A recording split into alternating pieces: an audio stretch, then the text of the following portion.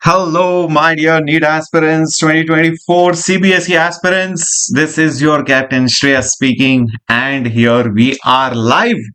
Nice to see you all, Krishna Udashri. Hello, Subhalakshmi. Hello, everyone. Hello, Thalayanji. And this was an on demand chapter, and very, very crucial as well. Very important from not just CBSE point of view, but also NEET point of view. So, in this particular lecture today, with me, your Shreyas sir, what and all are we going to complete? We are going to complete this entire chapter from not just a CBSE point of view, but also NEET point of view. Just keep that in mind. Also, let me tell you, my dear warriors, just 1 second. Yeah, we are also going to solve questions. We are also going to do those questions part, and there will be a special class on derivations today evening, and I will be posting that particular video very soon. So stay tuned on the channel for that as well. Okay, so derivations is also coming today evening, and today this chapter will be done from the point of view of both CBSE as well as NEET. So get set, go, get ready. The notes you'll be getting on the Telegram channel as usual, and if you want, take advantage of the NEET crash course for 2024 students, which is the second crash course which we have launched. The old crash course was available for students who started their journey from December or Jan, but many new students wanted a new fresh batch right from the start till the end of all the chapters with test series and assignments and the study material. That's available for just an introductory price of 4,000 rupees. So if you want to take advantage, check out the link which is there in the description. Cool. So let's begin. Thank you, Savadi. Thank you so much. Thank you so much, Shankara. Hello, Sanvi. Yes, Thalayan. There will be all lessons derivation. Today evening, all the chapters derivation in a single video will be there. Yeah. Okay. Cool. So let's begin. Now, Pongal, the reason why I'm taking it on 3rd March is because 2nd March I am traveling only for you so that I can get my studio back, because I'll be traveling. That's the reason why I won't be having my studio access for most of the time. That's why I have kept a short video on 2nd March, and 3rd March we'll take a long session. Okay, because I'm traveling. I hope you understand that. Yes, for all the chapters there will be derivation. Yes, Thalay, definitely. Now, let's concentrate on this particular on both the channels, on all the channels. Yes, Talent, on both the channels. Yep. Let's start. Okay, so concentrate, everyone. Focus on the class now. Don't ask another questions. Let's focus only on current electricity. Everything else I'm doing it. Shreyas sir is doing it for you. So concentrate. Okay. The first concept in this particular chapter is of current, which is nothing but the rate of flow of any charge. So let me explain that to you. Just 1 second. Yep. When we talk about current, what do I exactly mean? See, you have charges. You have a charge or charges, and these charge or charges, 1 second. These charge or charges, they begin to flow. They begin to basically flow. And when these charges flow, they constitute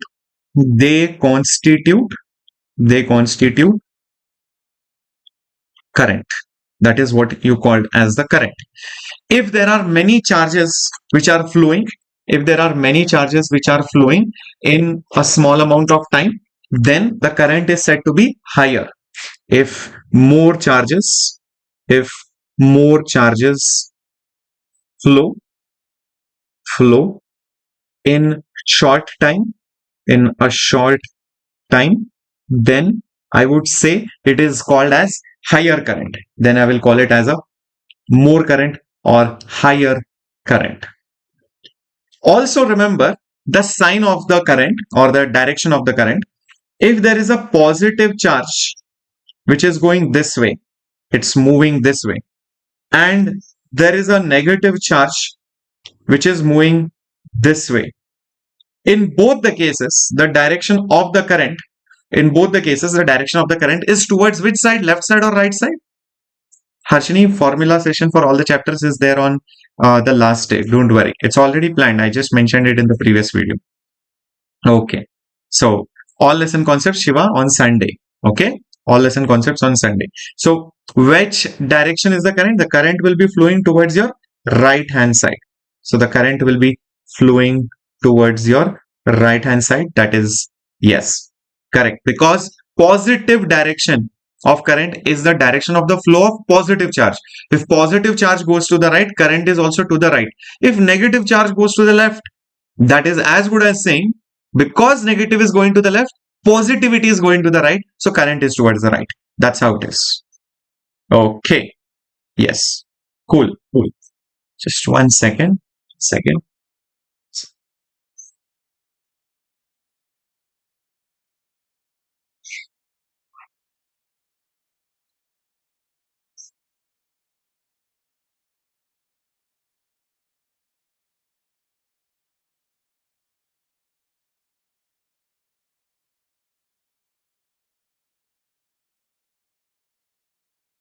Okay. Yeah. Next important thing with regards to current is how do you measure the current? How do you basically measure the current? The way or the manner in which you measure the current is by taking the amount of charge which flows and dividing it with the time. So that's why current is measured by dividing the amount of the charge which flows upon the time which it takes. And there is a beautiful question on that as well. Where you have a charge which is going in a circular path. You have a charge which is going in a circular path like this. Let's say the charge is Q. And the angular speed of rotation is omega. So can I say a charge rotating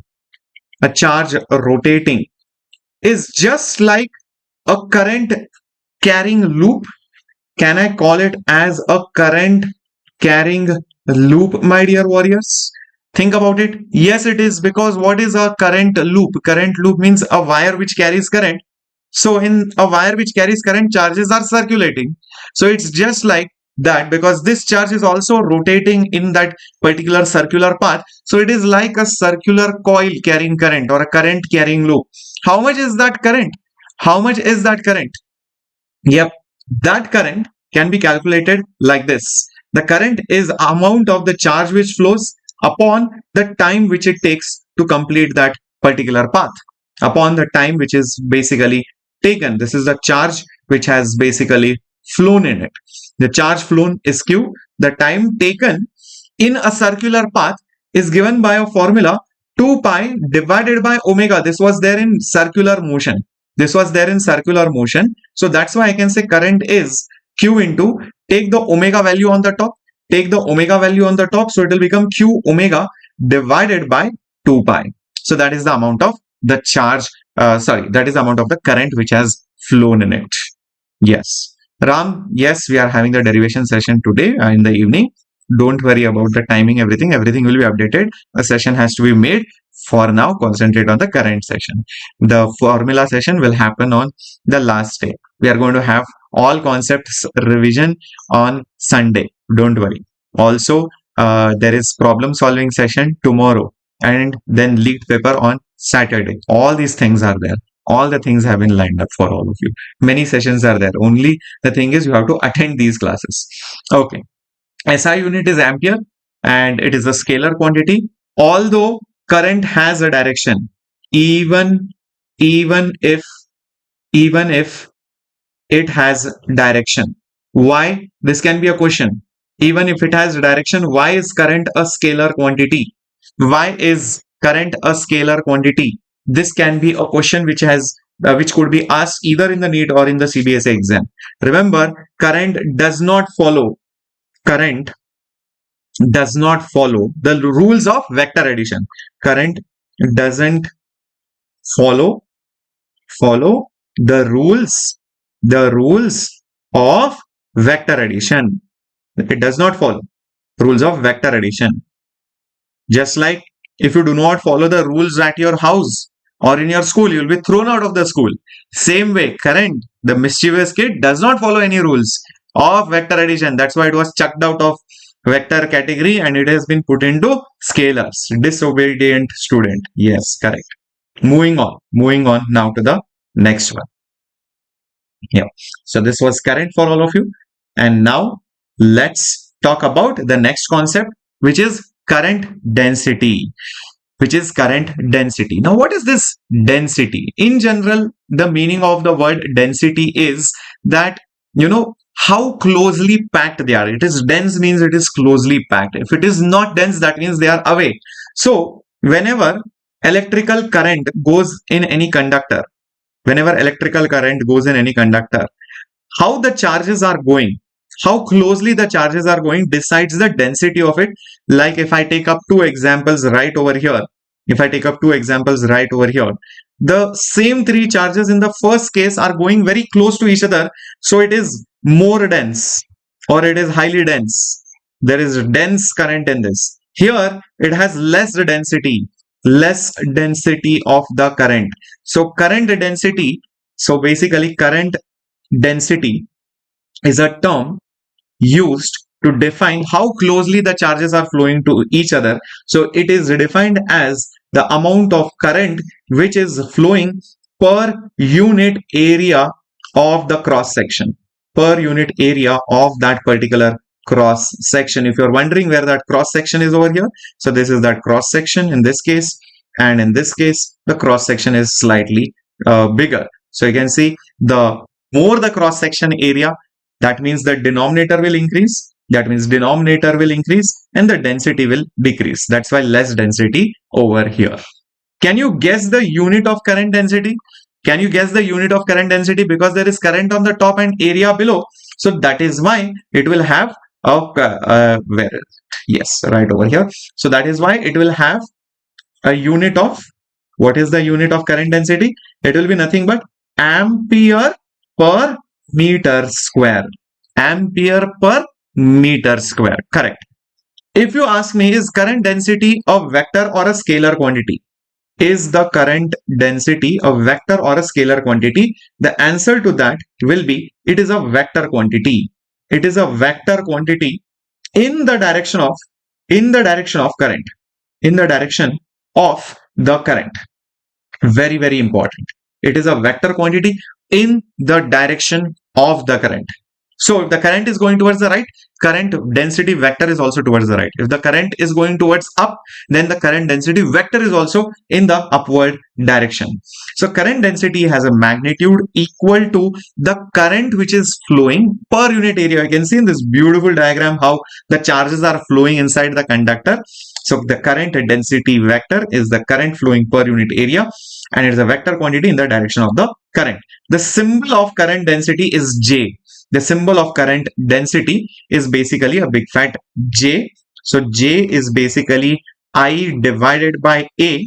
But because J is a vector, how to write it in vector form? So this is basically the magnitude form of it. But if you want to write it properly in vector form, then you write current is equal to J into A. Shift that A on the top, but write it with a dot product. Like this: J vector dot A vector. Meaning, if it so happens that your cross-sectional area is at an angle, something like this, then your area vector, my dear warriors, will be in this particular direction. This is the direction of the area vector. Area vector is always perpendicular to the surface, and the current density vector, maybe it is like this, maybe because the current is flowing in this direction. So then current is J vector dot A vector. So there could be some small angle between both of them.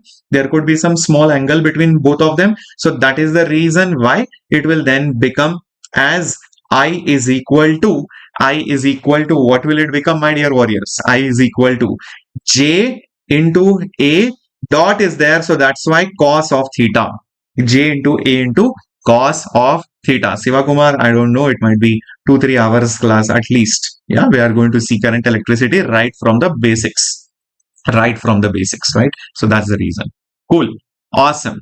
Everybody fine till this point? And I hope you have smashed the like button. If you have joined in late, smash it right away right now and subscribe to the Vedantu NEET English channel as well. Cool. Now that we have seen what is current density formula, we have seen the unit, we have seen the vector, quantities, direction, all these things are done over here. Let's go on to the next concept, and that is the concept of drift velocity. Now, to better explain you the concept of drift velocity, let me just add a page.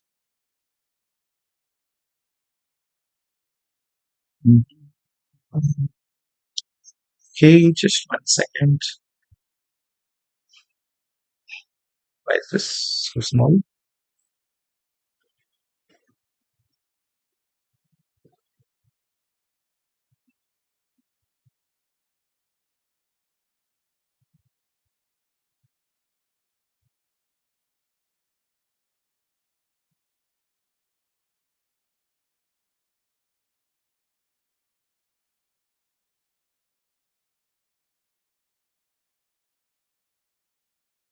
Anyways, I'll just write it over here, no problem. Yeah. So talking about drift velocity and what is this concept? See, when you take a wire,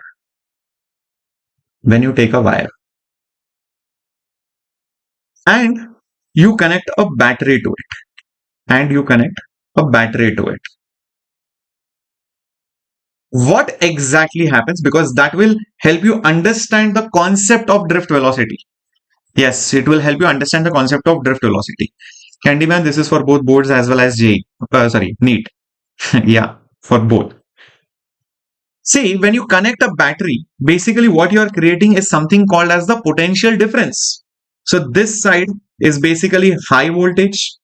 This side on the right hand side is basically low voltage. So basically what you have created is a something called as the potential difference.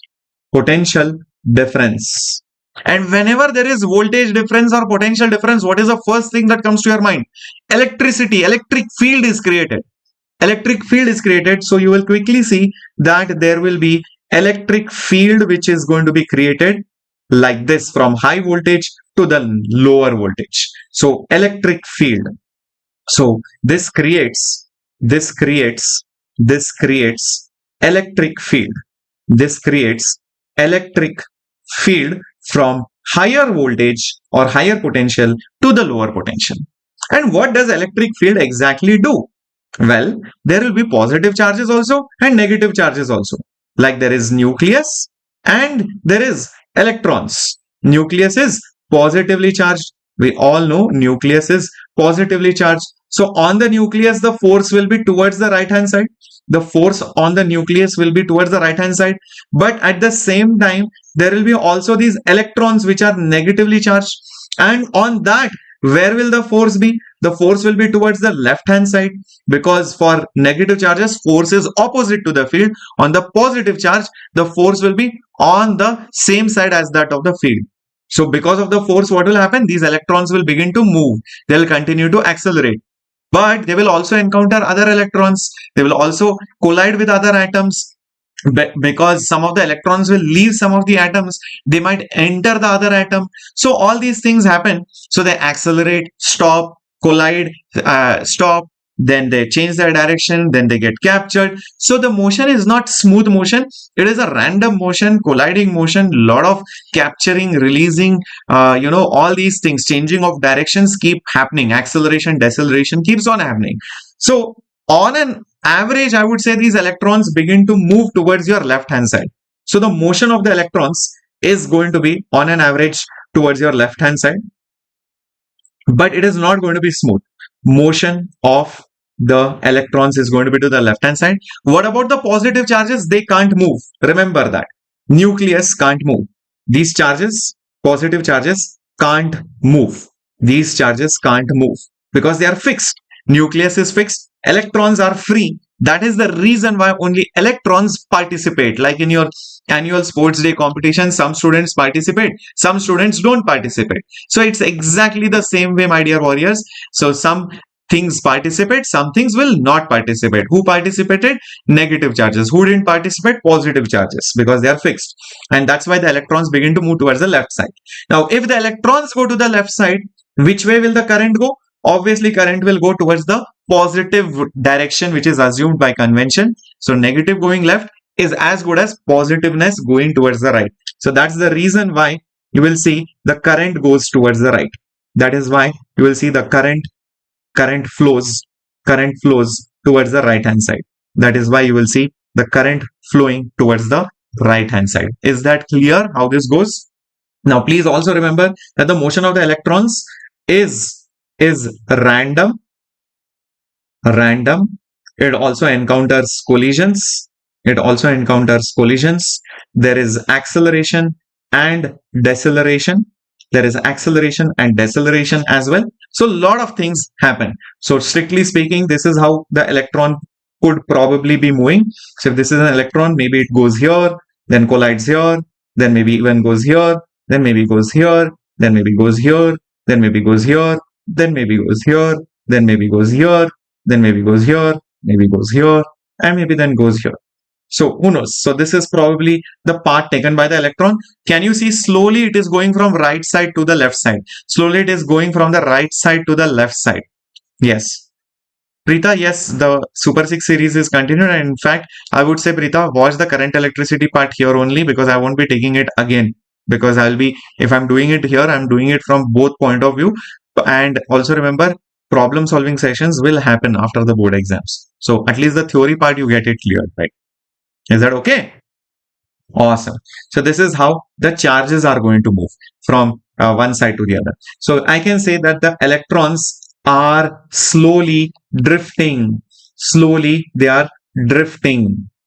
Now, also remember, when the electrons slowly move from one side to the other, their speeds are very less. They are slowly drifting. Definitely, they are slowly drifting. But also remember, the actual speeds are much higher. The actual speed of the electron, when it is going like this, the actual speeds are much higher. So the actual speed of the electrons are very high, in many meters per second, like thousands of meters per second. The electrons will keep moving, but on an average, their motion is very low, very slow. Is the difference clear? It's like saying that there is a pandu. It's like saying this pandu moves at 1000 kilometers per hour. 1000 kilometers per hour. This pandu goes here, then he goes here, then he goes here, then he goes here, then he goes here, then he goes here, then he goes here, then he goes here, then he goes here, then he goes here, then he goes here, like this. But if you see, pandu is moving slowly from one side to the other. This average speed, this is the average speed. Average speed is low. Average speed could be low, maybe, maybe 2 kilometers per hour. So average speed could be low. So that is the difference. Yeah, conservative forces are independent of the path taken. So one is the drift speed, which is very slow. Electrons are drifting slowly. Other is the actual speed of the electrons, which is very high. So this is how the motion of the charges happens inside a conductor. So the average velocity attained by the charged particles in the material due to electric field is known as the drift velocity. So is there a formula for drift velocity? Let's have a look at it. By the way, derivations, I'm keeping a special class for all the chapters together. Okay. Where is the derivations class? Today evening. Is it seen right now? No. Will it be seen soon? Yes. So don't worry about it. It will be done. Cool. All the chapters. Now, the drift speed formula looks something like this. It actually comes from V is equal to U plus AT.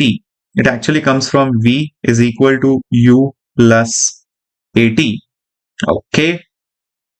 And using initial speed as 0, acceleration as force by mass, and this time something called as the relaxation time, you will get this as force by mass into this time is called as the relaxation time. I'll come to relaxation time in a bit. Okay. And the force is the charge into the field, and then you have time over here. You have, oops, I think I need to move. Sorry, guys. Yeah, this is how it is. Yeah, E into E is the force into time divided by mass. So this is the formula. This is the formula for your drift speed. This is the formula for your drift speed. This comes from equation of kinematics. Now, if you are wondering, what is this relaxation time, sir? What is this relaxation time, sir? Okay, I'll tell you. What is this relaxation time? See, whenever charges accelerate, whenever these charges are going to accelerate, right, their speeds are slowly going to increase. Because they are accelerating. If a charge collides at some place, loses all its velocity, then it accelerates, increases its speed, and again collides, and then again comes back to rest, and again starts increasing the velocity, So from one collision to the next collision is the time where it is relaxing. It's chilled out. It is not colliding. When it collides, it gets hurt. It's a papa electron. It gets hurt. So between one collision to the next collision, the time which you get, this time is called as relaxation time. It is a relaxing. It's a time for which it relaxes from one collision to another collision. So relaxing time or the relaxation time is the time for which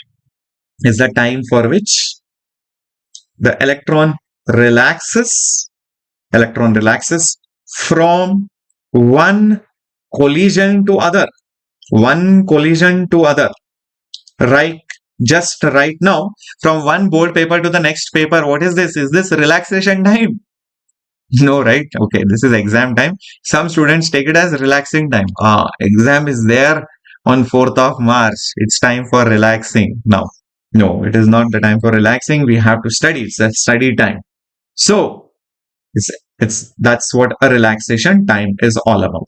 But there is another formula for drift velocity which you should be aware of. Let me tell you that as well. What is that formula? That formula is current is equal to NVDEA. Current is equal to NVDEA. NVIDIA graphics card company. This is the formula again which will give you the drift speed. Now, if you are wondering what these terminologies are, I is current, E is electron charge. This is standard value, guys. E is electron charge 1.6 into 10 to the power minus 19 coulomb. What is A? A is the area. What is this N? This is the free charges. How many number of free charges are there per unit volume? That means if I take 1 meter cube of copper, how many charges are there which contribute in current? Maybe 100, maybe 1 lakh, maybe 1 crore per unit volume. Because the solid is made of lakhs and tons of molecules. And each of these molecules and atoms will contribute in one or the other way by providing some electron. And these electrons constitute in the current. So how much are the charges per unit volume? That is the value of N. So if I draw a cube like this, per meter cube, like this, per meter cube, oops, something like this. So how many electrons are there? How many free electrons are there which contribute themselves in the passage of current electricity? That is the meaning of N. Okay, it will be given to you. Yes, M. Rakesh. Obviously, the formula won't change. Imagine today the formula becomes 2 NVIDIA or something like NVDE divided by A. That would be weird. Yes. So the tricks will remain the same. The theory will remain the same. It won't change. But when you see these classes live, you refresh your memories and you revise those concepts. And that's the best part. Okay. But you know what? There is another way of looking at this formula also. In the same formula, you divide the current with the area and you write it as NVD into A. What is current by area? It is current density. It is current density, my dear warriors. So J is equal to NVD into E. This is also another way of writing the formula. But current density is a vector and so is the velocity a vector. So you can write it like this. You can write it like this. So this is another way of looking at the formula. Another way of looking at the formula. Technically, the value of E is negative, but usually in the scalar form, which is 1 over here, you use the positive value of E. But over here, technically, E's value will be minus 1.6, you know, into 10 to the power minus 19 coulomb in the vector form, because you have to take into account the signs and the directions. Otherwise, it is fine. Yes, Pavesh, this is Super 6 session plus your board session. We'll be doing additional problems as practice after the boards from PYQs perspective. Is that okay? At least the theory part, let's get it done. Yeah, okay, okay. Perfect, perfect. Moving on to now mobility. We have done with drift velocity. We are done with how the motion of the electrons have happened. We have done with current density, relaxation time. All these are current parameters. All these are current parameters. Now let's go to mobility. What is this mobility? How mobile you are. In your school, you might have fat people, you might have thin people. Fat people are not that mobile. So yeah, why am I not getting big pages? I think I know why, but I don't know how to change it.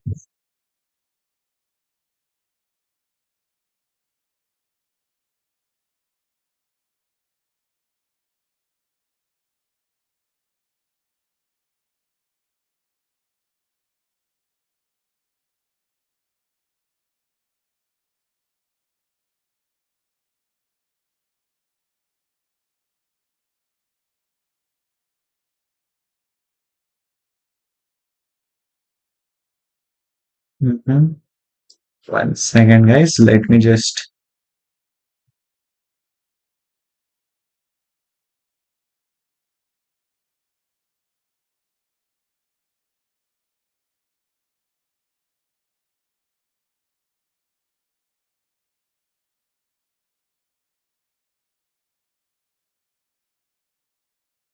Oh my God. 1 second.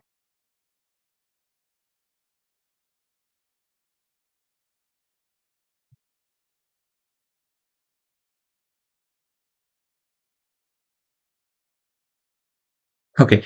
Anyways, I'll write it over here. Right. Uh, I'm not so sure if I will be able to do this for all the things. Okay. We'll try to complete as much as possible in these days. See, mobility is how mobile you are. That means how well the charges can flow when you apply the field. Imagine you have applied some electric field. You have applied some electric field inside a conductor, and these electrons which are there, these electrons which are there, they are moving with certain drift velocity. Imagine, imagine now, in another conductor, you have to apply, more electric field. You have to apply more electric field, and then these electrons begin to move with that same drift velocity as before. That means I would say they are less mobile over here. They are less mobile over here as compared to the previous one. In the previous one, I had to apply little bit less field and still the electrons were able to move. But here I have to apply more field, and only then I was seeing that the charges were able to move with the same speed. So it is less mobile. Also, it might happen that if you apply the same amount of electric field in some another conductor, same amount of electric field in some another conductor, maybe the electrons in that particular conductor move with a large drift velocity. Then I would say the charges over there are more mobile. They are more mobile over here. They are more mobile over here. So basically mobility gets affected, or rather I would say the mobility is measured by finding out how much field you need to apply and how much is the drift speed which is being produced. So that is the reason why you will see that mobility depends on the drift speed calculation and the electric field calculation, and it tells you how quickly the electron can move through a conductor or through a semiconductor when an electric field is applied. In fact, the formula of mobility is mu is equal to Vd divided by your E. Vd divided by E. And you can see how mobility gets affected with field and drift speed. If for a conductor the drift speed is more, then it has more mobility. If for a conductor you need more field to produce the same drift speed, then the mobility will go down because field is there below. Okay, so the mobility can be measured by measuring the drift speed and the electric field. But remember, the mobility actually is a characteristic of a conductor or a semiconductor. So if you give aluminum, it has a certain amount of mobility. If you give aluminum, it has a certain amount of mobility associated with it. Keep this in mind. You can also write the same formula in other forms, like you can write drift speed. You can write drift speed as EM relaxation time, EE by M into relaxation time, and this E as it is over here, capital E will cancel and you will get ET divided by M. So you can see that if a metal or some conductor has higher mobility, that means it has higher relaxation time. It makes sense. If it is more mobile, then the electron after one collision to the next collision, it gets more time to relax. It's chilled out. It's doing lot of time pass. Like example, from one exam to the next exam, you get a long break. Like from physics to biology paper, long break is there. So you will relax more. You will be more mobile. If there is very little gap, like from chemistry to physics, you will be less mobile. You will hardly have any time to relax. That's how it is. Understood, my dear warriors? Simple concepts. Shall we go ahead now to some questions based on whatever we have done till now? Shall we go to some concepts? And by the way, there is also another formula you can use because drift speed was also NVIDIA. So drift speed is I by NEA. Drift speed is also I by your NEA. And you can also put this capital E. So that's also another way of writing mobility. It's all up to you how you want to write drift speed. There were two formulas, so you can use both the formulas. Correct. Yes. Cool. Chalo. Problem solving class will be there tomorrow, Rakesh, of all the chapters. So we'll be doing lots of problem solving tomorrow. So let's do some questions based on this. Which of the following graphs shows the correct variation of the mobility of the electrons with the electric field which is applied in the conductor? Is it option 1, 2, 3 or 4? I'm waiting to hear all your answers. Come on, my dear students. What do you think is the correct answer for this? Which of the following graph represents the variation of the mobility with the applied field in a metallic conductor?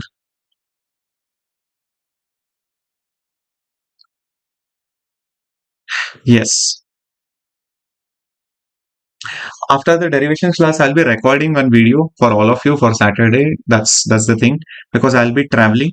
So I'll be recording certain things for you. So guys, understand that, unfortunately or whatever reasons, I have to travel because of personal reasons. And unfortunately, board exam also has come at the same time. So there are a lot of things which I'm juggling through personally also over here. So I'm trying my best to keep as many sessions as possible. And wherever I'm not able to take live, I will be putting up recorded sessions as well. Yeah. Yes, all the concepts are covered. Siva, many people are saying, okay, fine, 2. No, guys, the answer is not 2. The answer is C or 3. Because a lot of people think, sir, you just now told mobility is drift speed upon the field. Right? That's what we just saw. Drift speed upon the field just some time back over here. So many people think, sir, if you see over here, mobility is inversely proportional to 1 by E. That is the reason why the graph should be 2. See, there is a small catch over here. There is a small catch here. That's why remembering the formulas is of no use sometimes. You should understand mobility will not increase because you have increased the field. In fact, mobility will remain the same. In fact, increasing the field increases the drift speed, does not change the mobility at all. So this is wrong. This is wrong. This is wrong. This is wrong. In fact, what is correct is increasing the field increases the drift speed, and this remains constant. Why does it remain constant? Is because mobility is a material characteristic. Is a material characteristic. Material characteristic. I'll give you another example for this. I'll give you another example for this. When I say Fs max friction is mu into n. So is it right for me to say if I increase Fs max, mu will also increase? No, right? In fact, it is also wrong to say if n increases, then mu decreases. Because I know mu is a characteristic of the surface. If n increases, Fs max will increase. This mu will be dependent on the surface. If the surface is the same, then normal increases, Fs max also increases. So that is why mu will remain the same. Got it? Nice question.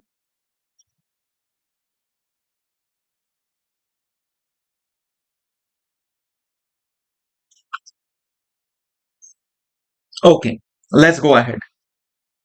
Yes, I'll be sharing the notes. Don't worry. You'll be getting the notes. Yeah. Constants. Yes, perfect, Rakesh. Most of the constants are often material characteristics. And I have a very good question for all of you. A resistivity of iron is so and so. Okay.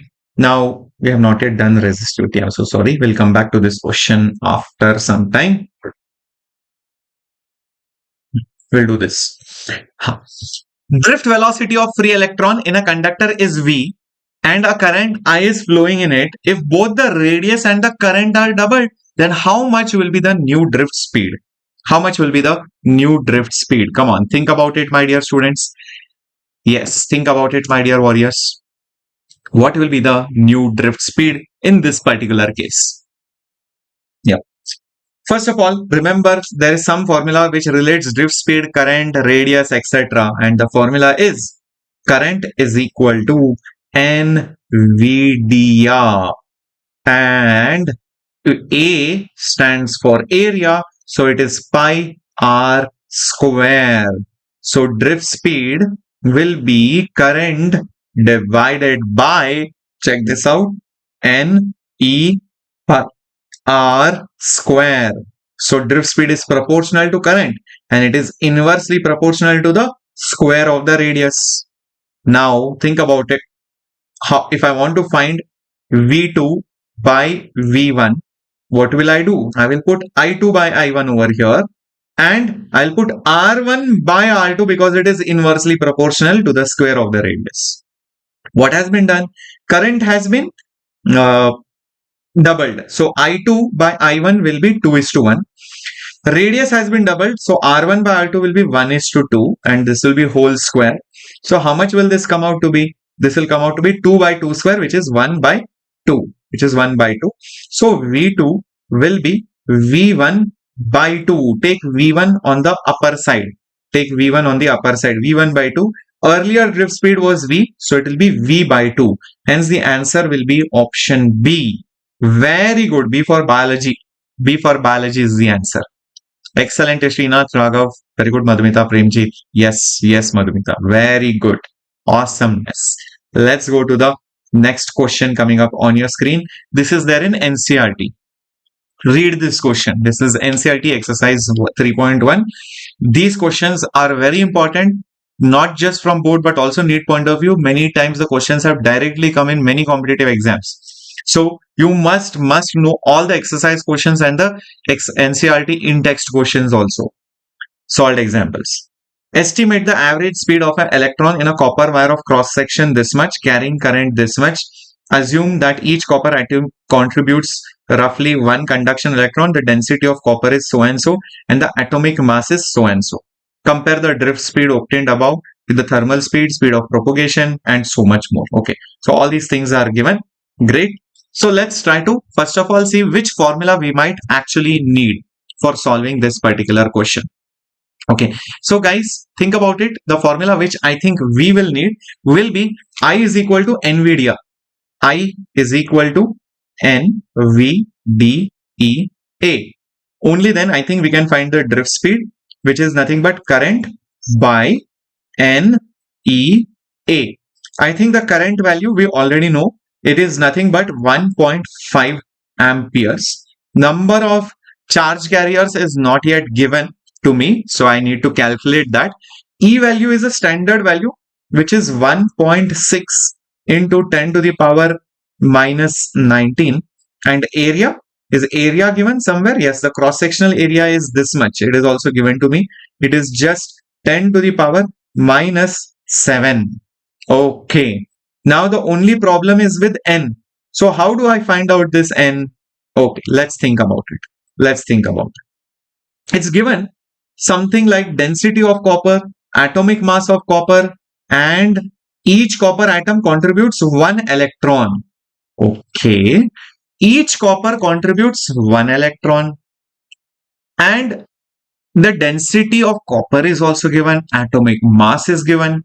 So if I know 9 into 10 to the power 3 kg is there per meter cube. Per meter cube. This much mass of copper is there per meter cube. And this much mass of 9 into 10 to the power 3 kgs. How many moles is this? How many moles it is? If I know that, I can calculate the number of atoms in it. I can calculate the number of atoms in it, and that will give me the number of electrons. So it's a long process, but we can do it. It's a long process, we can do it. Let's see. Think about it. 63.5 grams per mole. Each mole has 63.5 grams. So if I ask you the number of moles in 9 into 10 to the power 3 kg, how much will it be, guys? 9 into 10 to the power 3, the whole thing divided by, this is in grams per mole, so 63.5 into 10 to the power minus 3. This much moles is there in this much kg, of copper, this much of whatever this is copper. Yes, this much mole of copper is there. This much mole of copper is there in 1 meter cube. Now each mole contributes how many atoms? Each mole contributes how many atoms? Avogadro number. So this much mole will contribute how many atoms? So the number of atoms of copper will be nothing but, check this out, the number of atoms of copper will be this value, number of moles, which is 9 into 10 to the power 3, whole thing divided by 63.5 into 10 to the power minus 3, the whole thing multiplied by 6 into 10 to the power 23 number of copper atoms are there. Number of copper atoms are there in 1 meter cube. But it is also mentioned that each copper atom contributes 1 electron. Each copper atom contributes roughly 1 electron. It's clearly mentioned right over here. So that means the number of charges per meter cube will be exactly this one. The number of atoms which are there per meter cube. So won't it be 9 into 10 to the power 3 into 6 into 10 to the power 23, whole thing divided by 63.5 into 10 to the power minus 3. This is the value of n. And this is the exact same value. Which we are going to put over here. This is the exact same value which we are going to put over here. And once you substitute the value, you will get the final drift speed. And I think the drift speed after calculation, it comes to 1.1. The same thing they have done over here in a much more complicated manner. I explained it to you in a much simpler manner. So it came out to be 1.1 millimeters per second, which is basically 1.1 into 10 to the power minus 3 meters per second. That is the answer you will get. Did you now finally understand this question? Because many students don't understand this particular question for some or the other reason, but I have explained it to you in a very, very easy manner on how to calculate the value of n and how to calculate the drift speed. Very straightforward. Okay. Usually the answers of drift speed are in millimeters or centimeters per second only, because they are very, very small. So the first part of the question is done. The first part of the question is done. Oh, we are done with the first part. Okay. Now let's go to the second part. Compare the drift speed obtained above with the thermal speed of copper atoms.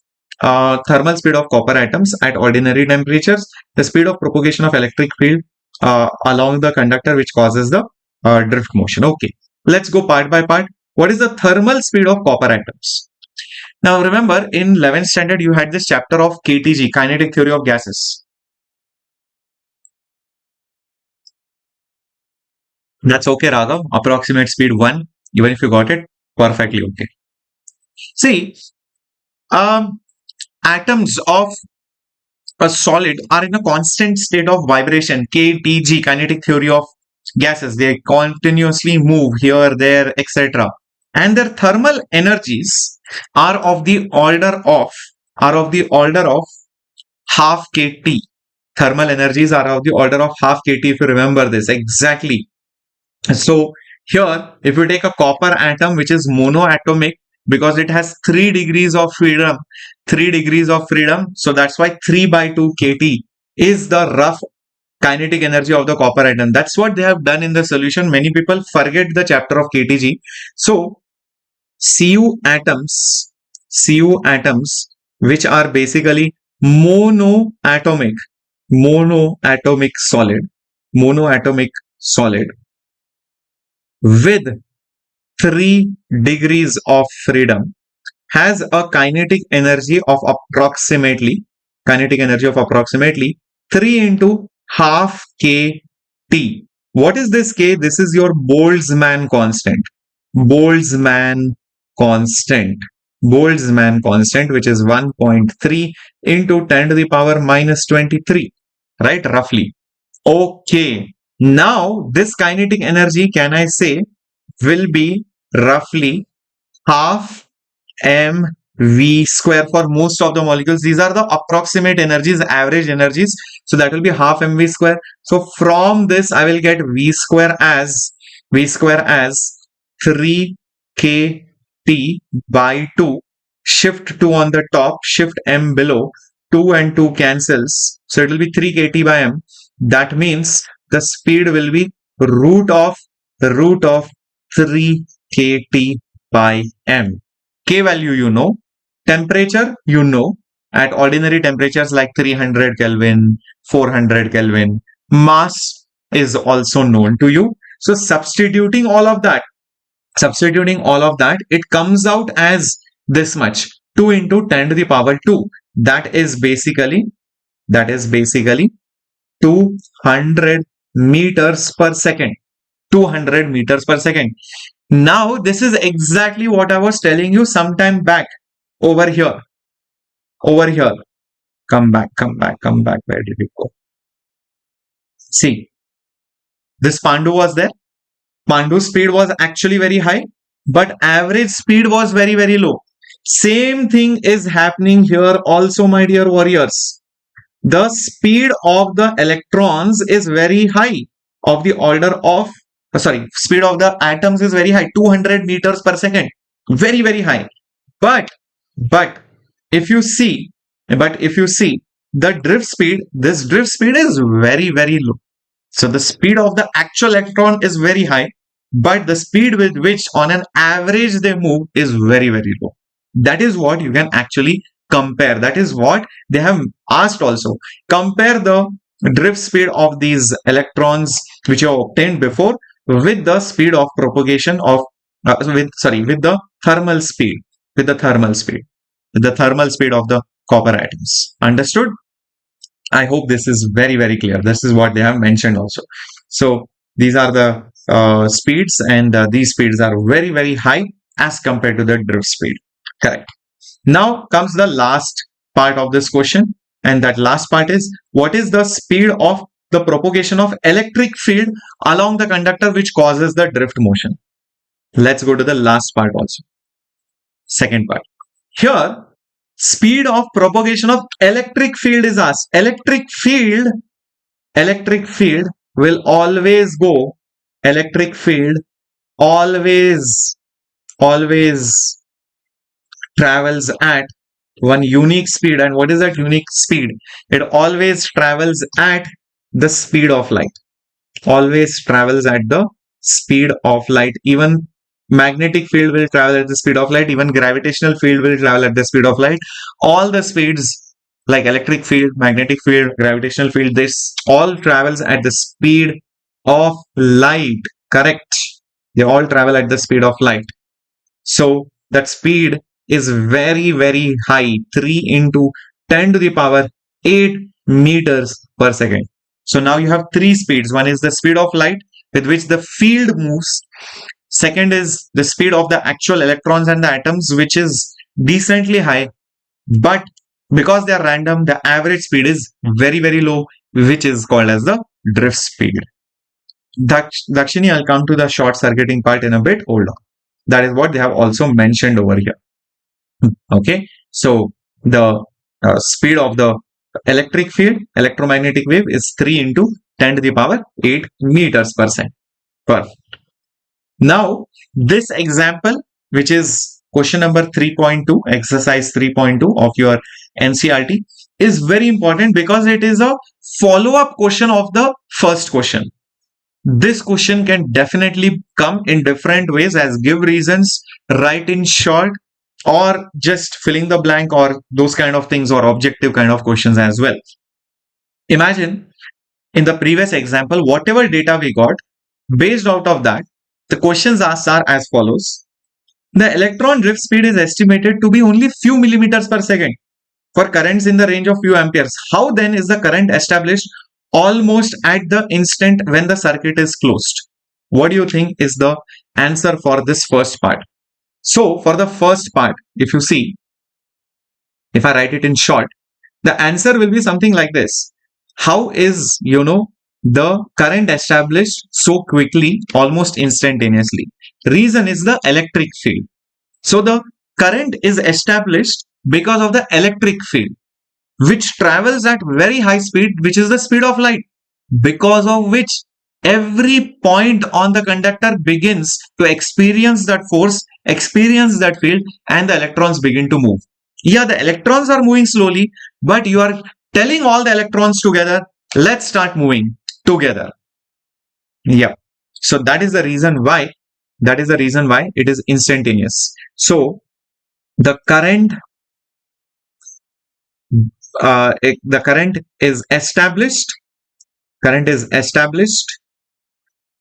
due to the field which travels at speed of light, which is 3 into 10 to the power 8 meters per second, which is very, very fast. So all charges begin to move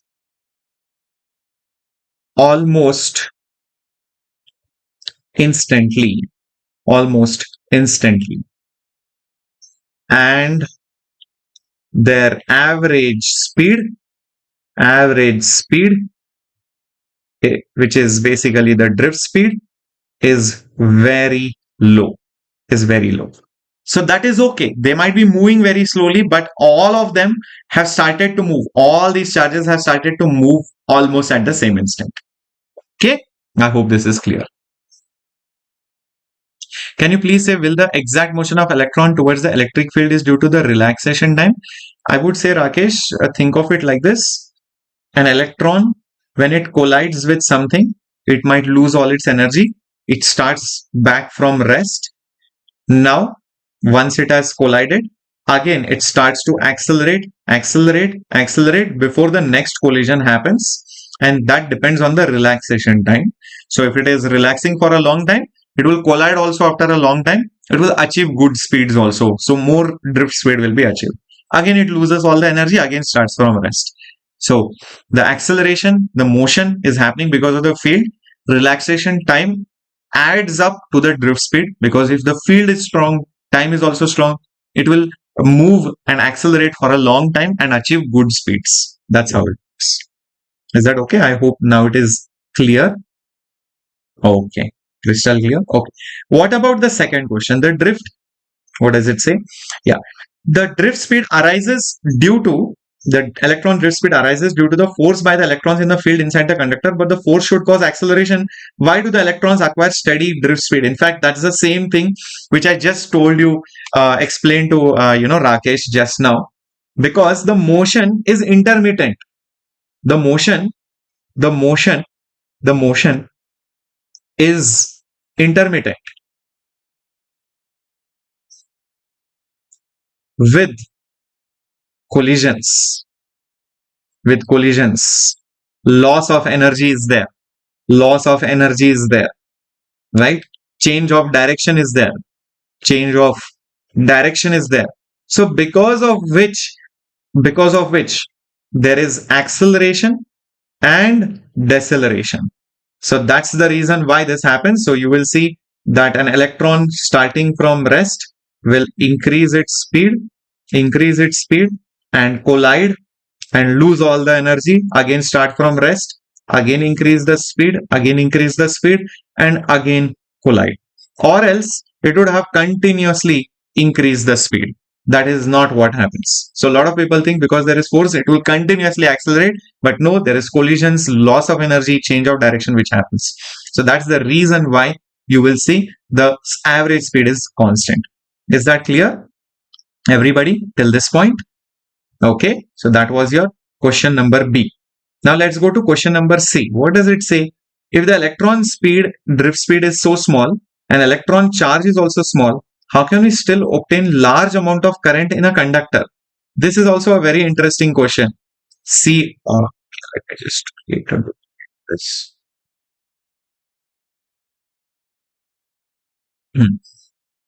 See guys, how do we obtain a large amount of current? I'll tell you, current is charge which flows per unit time. Charge is the number of charges which are there into each charge divided by time. That's how I can write it. Now, what happens is even if the value of E is just 1.6 into 10 to the power minus 19 coulomb, the value of N is very, very large. The value of N by T is very, very large, meaning there are many charges which flow per unit time across any wires section. That is why there is decent current. That is why there is decent amount of current. Understood? Decent amount of current is there. So a lot of people think the charges are very, very small. How can the current be in amperes? Because charge value is 10 to the power minus 19, extremely small. So the multiplication factor N by T contributes in making it in amperes. That is the reason for it. Is that clear? I hope this answer is also clear, which is question number C. So this is also done. When electrons go from lower to higher potential, does that mean that all the free electrons of a metal are moving in the same direction? Okay, this is also very interesting. Let's have a look at answer D. See, my dear students, what happens is, if you take any atom, let's say this is an atom. Oops. Let's say this is an atom. Why is it becoming a square? My goodness, it does not like to become a circle for some reason. Oh, thank God. Oh, perfect. Some electrons are not even going to move.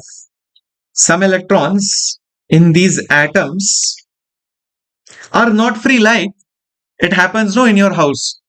Your elder brother is allowed to go out, chill out with his friends or her friends, or go for a party or go to a function. But you are like, no, you have to sit at home and study. Does it happen with you? So you are not free electron then. You are fixed electron inside that orbit. The atom is your house. So some electrons are non-free. They are not free.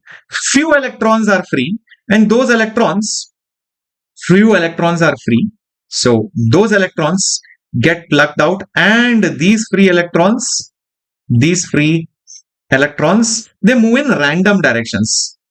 These red ones are not free electrons. They are, I would say, they are bound. These electrons are bound. But other free electrons, these free electrons randomly, move randomly. They lose energy, they collide with each other, they experience a lot of forces, they will change their directions, and so many things happen. So, is it right for me to say that when electrons go, does it mean that all electrons are moving in the same direction? No, they might not be moving in the same directions. So, you will see that some electrons are moving like this, then maybe one electron is going like this, then it is going like this. So this is the motion of one of the electron. Another electron might be going like this, then maybe it is going like this, then maybe it is going here. So you can see each electron will have its own journey which it will be doing. Another electron might be going like this, then it might be going here, then it might be coming like this. So their motion is completely random. So no, the answer is no.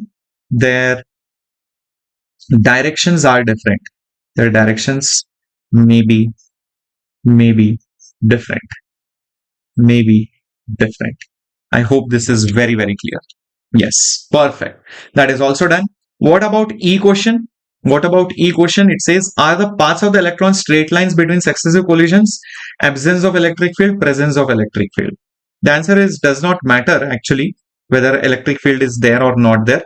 But the paths are almost straight line. The paths are almost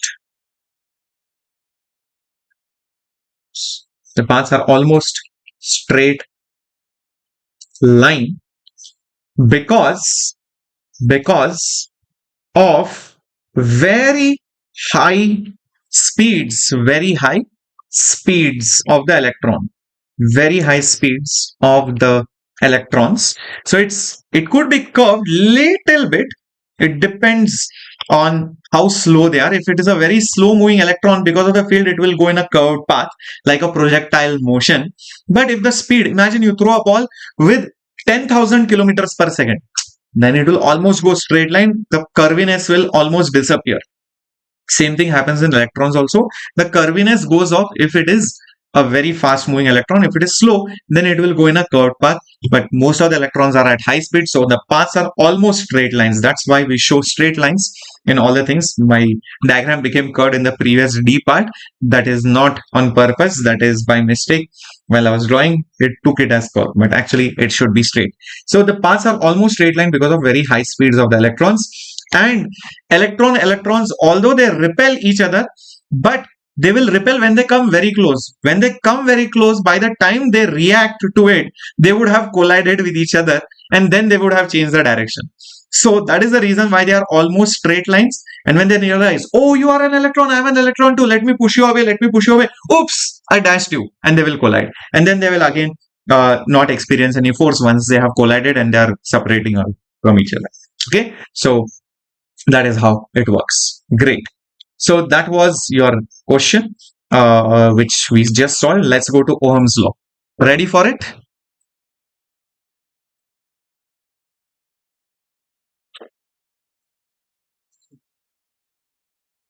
All right. Water break quickly. I hope you are enjoying this class. Okay. Let's go to Ohm's law now. Wow, we have 3 Pandus over here. One Pandu is escaping through that small tunnel.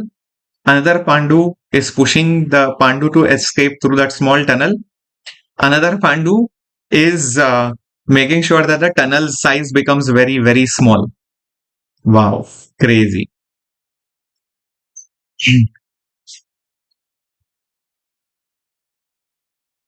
One second.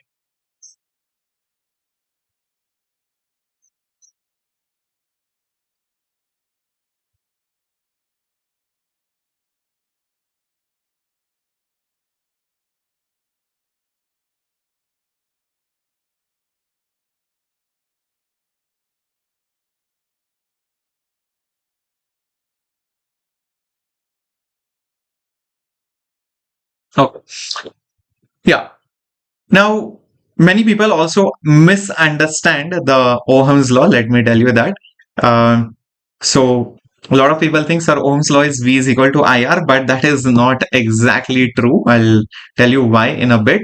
But remember that Ohm's law actually tells you how to measure the resistance and what is the meaning of resistance of any wire or any current carrying conductor.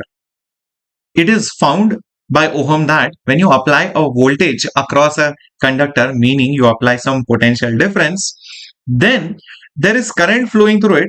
That current depends on how much is the resistance and also how much is the voltage that you applied. In fact, you see the caps which these pandus are wearing, they have some symbols. What is this? This is A, that means it is current. This is V, which is pushing it. This is Ohm, that means it is the resistance. So current is flowing through that pipe. Okay, who is pushing it? Voltage. That pandu who is voltage, he is pushing it. Another pandu is resisting, that has ohms on top of it. It's making sure that the pipe is very small, so it becomes very difficult for the current to flow. That is exactly how you should visualize it. Yes, that is how exactly you should visualize it. Right? So let us go to Ohm's law right over here. Just 1 second. 1 second. Perfecto. Okay. So as per Ohm's law, what was found is for conductors, the voltage is directly proportional to the current. Voltage is directly proportional to the current. So that constant of proportionality is basically called as resistance. And the symbol of resistance is none other than this. We all know that. This is symbol of resistance. And from this, you also get the unit of resistance. If you take 1 volt of potential difference and you find that the current is 1 ampere, then the resistance which is developed is 1 ohm. That's how 1 ohm is. So 1 ohm is when 1 volt of potential difference produces a current of 1 amp. So I can also say 1 ohm is nothing but 1 volt per 1 ampere. That is also another way of writing ohm. The unit of resistance, which is the unit of resistance. What does this resistance actually depend on?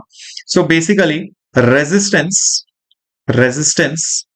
depends on these quantities, depends on number 1, length, number 2, area, number 3, material which is being used, copper, aluminum, etc. Number 4, temperature also. All these things together decide the resistance of a material or a conductor. Interesting thing to note over here is also the graph of how the voltage and current looks like. And I think we discussed this yesterday also, but still I'll just tell it for the sake of theory.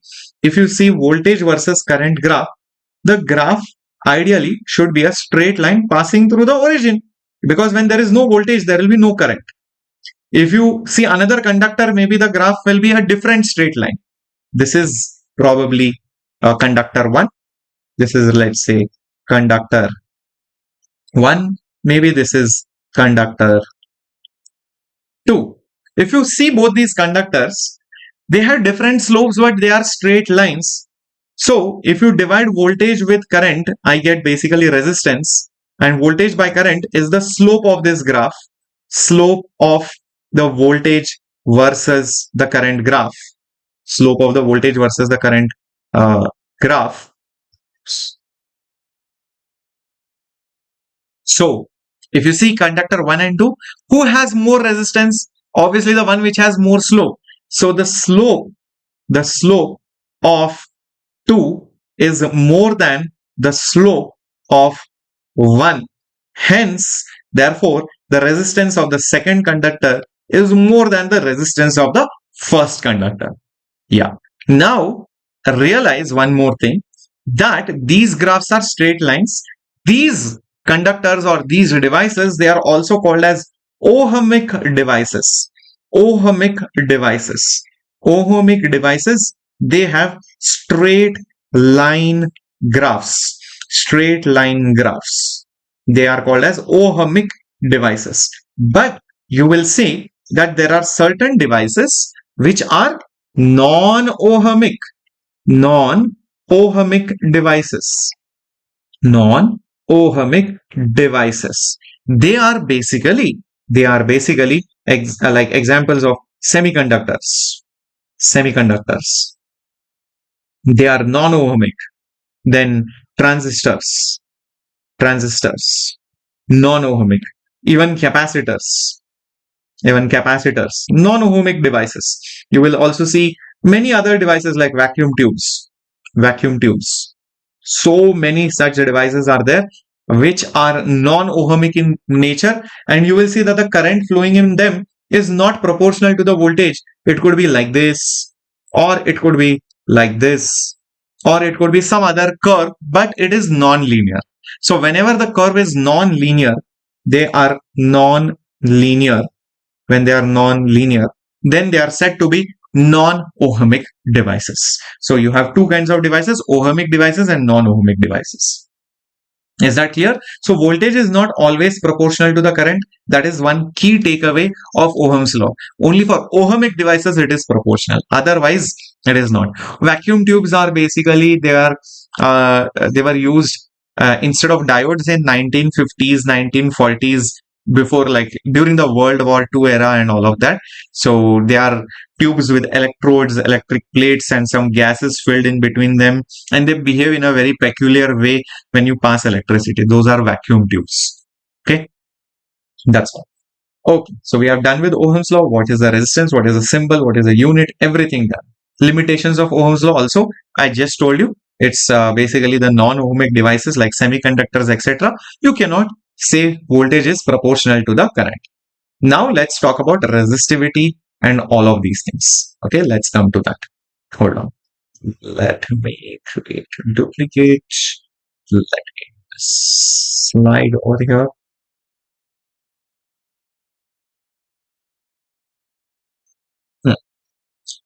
Now, I just told you that, hey, listen, that, resistance depends on length, area, material, and temperature, all of this. So how does the dependence occur? So let's have a look at it as well. So observe this carefully. If you take a conductor like this,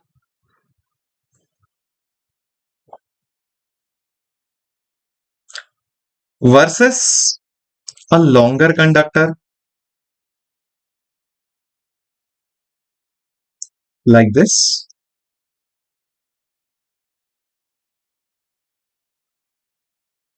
versus a conductor of the same length but larger area of cross section, something like this.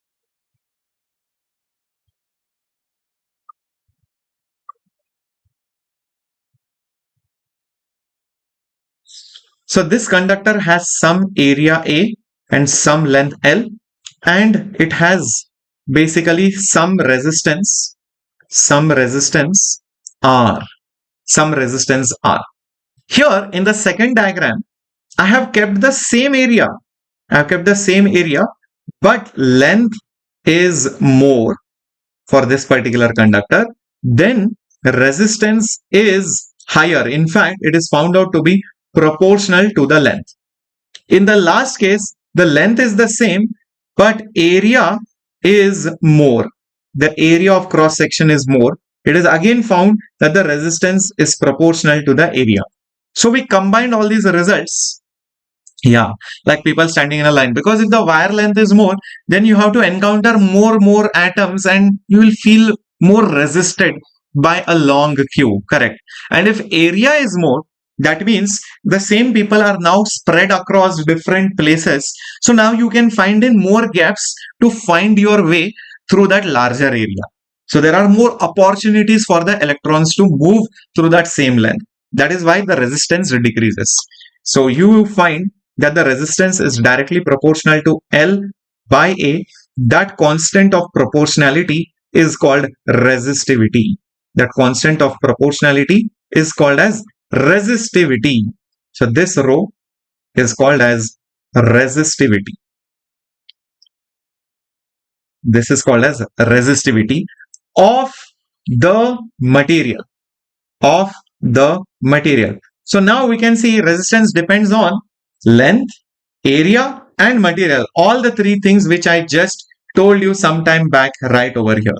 Resistance depends on length, area, and material. All the three things have been covered in that particular formula, rho L by A. If you ask me, sir, what is the unit of resistivity? Well, we can do that. It's not that difficult, because resistivity is RA divided by L. RA divided by L, just rearrange the terms. Resistance is measured in ohm. Resistance is measured in ohm. Area is measured in meter square. And length is measured in meter. So meter will cancel. So it will just become ohm meter. So that is the unit. That is the unit of resistivity. That is the unit of resistivity, which is ohm meter. Ohm meter. Keep this in mind. All right. Very good. Very good. Now, that is what I have also put up over here. R is rho L by resistivity is a materialistic property. It does not depend on the dimensions. It depends on the temperature alone and which material you are using. That's all. If you are using aluminum, it will have different resistivity. If you use copper, it will have different resistivity. It's a materialistic property. This is a resistivity of a material. Keep this in mind. Okay. Very good. Now, there is a quantity called as conductivity. In fact, I have put it over here. It is the reciprocal of conductivity. So, my dear warriors, if you want, I can put it up right over here for you. Conductivity is the symbol is sigma, is 1 upon resistivity. So, this is your conductivity formula. Conductivity formula is 1 upon resistivity. 1 upon resistivity. Also remember one more thing. 1 upon resistance. 1 upon resistance is called conductance. Conductance is different from conductivity. Conductance is 1 upon resistance. 1 upon resistance is called conductance.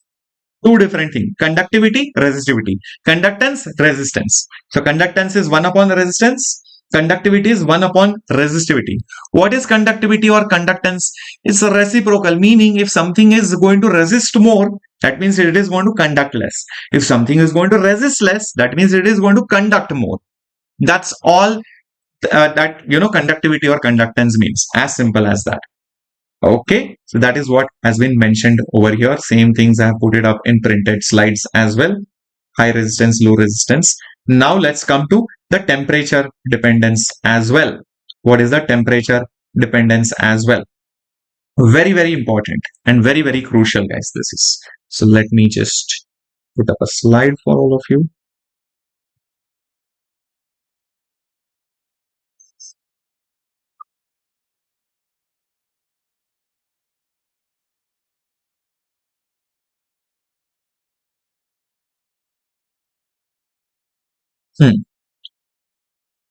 Now, in case of a conductor, for a conductor,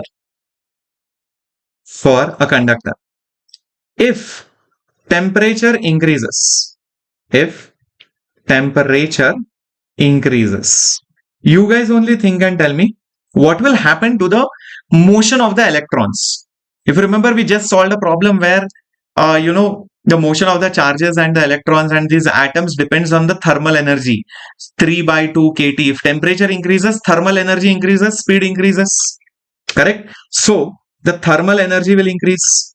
The thermal kinetic energy increases. The thermal kinetic energy increases, because of which what will happen? The speeds of the electrons and the vibrations of the atoms increases, because of which what will happen? There will be very less space for the electrons to travel freely, because if an electron was traveling earlier through a path, now there is a good chance, because of motion of the atoms which is higher now and more atoms are vibrating with higher energy, maybe that path is no longer free, that atom might hit that electron. So the chances of collisions and loss of energy collisions and loss of energy also will increases, because of which it will be more difficult it will be more difficult for the electrons to flow, which means the resistance will what? It will increase, or the conductance will decrease, The same thing I can also write for resistivity and conductivity. So resistivity or resistance will increase, conductivity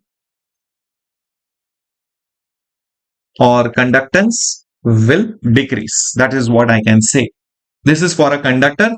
For semiconductor, it is exactly opposite. So that is why you get a formula over here for temperature dependence of resistance. So the formula looks something like this.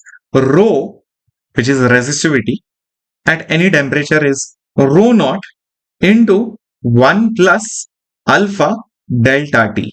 1 plus alpha delta T. This is what you can write it as. What is this alpha? What is this delta T? What is this rho naught? Let me tell you. This rho is resistivity at any temperature. This is resistivity initially. This is basically, you can say, resistivity usually at either 0 degrees Celsius, or basically I can say initial, before the change of temperature. This alpha is called as the coefficient of thermal resistance. And this delta T, this is nothing but the change of temperature. This is nothing but called as the change of temperature. Now you guys only think and tell me, does this formula resemble some other formula which you have studied back in 11th standard? I think it does. Which formula? Yes, coefficient of linear expansion. Thermal expansion formulas, do you remember it? Yeah, exactly. Is it resembling the same formula? Definitely.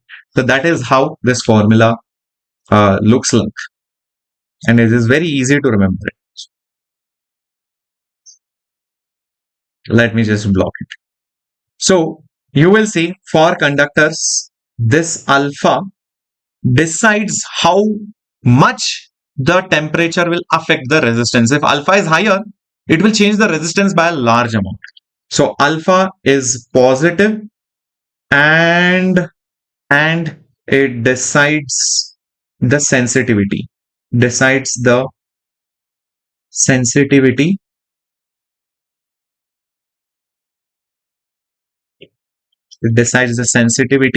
of the resistance towards temperature. temperature. Very, very important.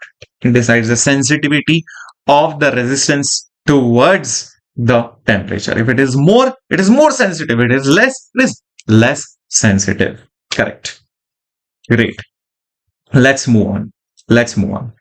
Now, is this formula valid every time? The answer is no. It is only valid for small ranges, because you can see over here, temperature has been changed by large amount. Okay, for different things. Resistivity of copper as a function of temperature. You can see initially it is non-linear, then it becomes almost a straight line. Then if you see resistivity of nichrome as a function of temperature, you can see that it is straight line for most of the temperatures. Then if you see for resistivity of a semiconductor, it is not even increasing, it is decreasing. So these formulas, what I gave you, is approximate for a small range. And remember that range might also depend on solid to solid. Like for copper over here, right? It is after maybe around 70 degrees or 70 Kelvin. It is, almost like a straight line, you can see. For nichrome, for most of the ranges, it is a straight line. So it depends on the temperature range. It depends on the solid. And it also depends whether it's a conductor or a semiconductor. For semiconductor, the graph is only inverted. Okay, if you increase the temperature, resistivity goes down. So you need to be careful while using this formula. It is not valid every time. You will be like, sir, what to do if it is not valid? You will not get such questions. But you should know that a give reason question might come. And when a give reason question might come like this, then you show these graphs. These three graphs, you show them and tell them, listen, the graph is linear only for certain ranges. Like in this case of example of copper, it's linear only after a certain range. Then if you take semiconductor, it is not even linear. In fact, it decreases also. So this graph is this formula is an approximate formula for small changes in temperature only. So we have done conductance, we have done conductivity and all of these things. So let's go to some questions now. 1 second.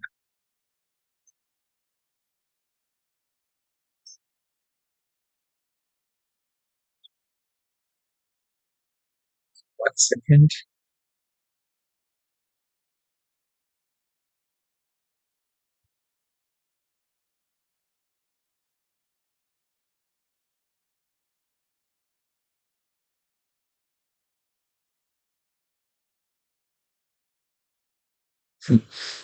Okay, where did that question go?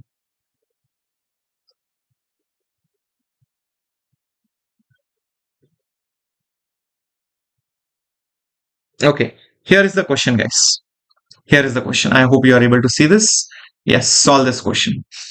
Here is the question. I'll just move out of your way. Very beautiful question. The resistivity of iron is given. Resistance of iron of certain length and thickness is this much. If the length and the diameter are both double, then the resistivity will be question mark. That's the question. Come on, figure this bit out.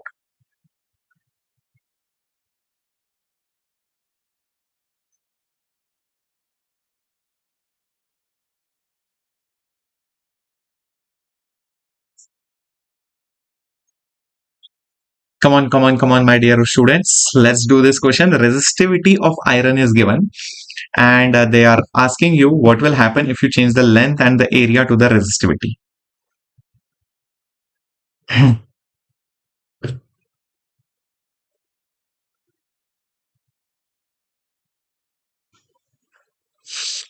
Guys, resistivity is a materialistic property. I just now told you that. Resistivity, isn't it a materialistic property? It does not depend on the length. It does not depend on the area. Resistance depends on the length or the area. I just now told you that. So the answer will be the same. Whatever was there before should be the answer. Yes. So no change at all. How many of you got this? How many of you got tricked over here? Yeah, it is 1 ohm. So that other thing had no role only. Length, area decide the resistance, not the resistivity. If you give aluminum, no matter where you are, how that aluminum looks like, it will have same row. Correct. Okay. Now, next question is all about, changing the temperature for an electric toaster.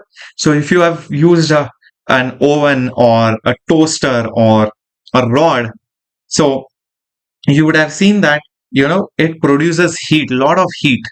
Correct. because of the resistance. All the energy which is provided electrically to it, it converts it into heat. Correct. And when you pass some current, the resistance at room temperature is found out to be 75.3 ohms. It's supposed to be ohms, not watts. Then when the toaster is connected to 230 volt supply, the current settles after a few seconds to a steady state value. What is the steady state temperature of nichrome? Um, what is the steady temperature of the nichrome element? The temperature coefficient is also given to be averaged over the temperature range, and it is 1.7 into 10 to the power minus 4. Alpha value is also given to you. Now in this question, what exactly have they done? If you notice carefully, because it's very simple, I don't want to waste too much of time on this, but this is a standard question which can come, so let's just discuss this quickly. See, it is clearly mentioned that initially the resistance at room temperature is 75.3. It is not W, it is basically supposed to be ohm. It is basically ohm. Okay. So at initial temperature T1, the resistance is 75.3. That is the first data point which we got. Temperature is 27 degrees Celsius, resistance is 75.3. Okay, this much part is clear. Till this much, everything is clear. At T1, the resistance is this much. Okay, next. When it is connected to some voltage, current is produced. Then, what do you think is the temperature which is achieved at steady state? See, voltage is given to you, and current is also given to you. If you use Ohm's law, what will you get? You will get the resistance. You will get the new resistance, new voltage, new current is given. What will you get? You will definitely get basically the resistance at that particular point. So can I just find resistance R2? Resistance, new resistance is nothing but that new voltage divided by that new current.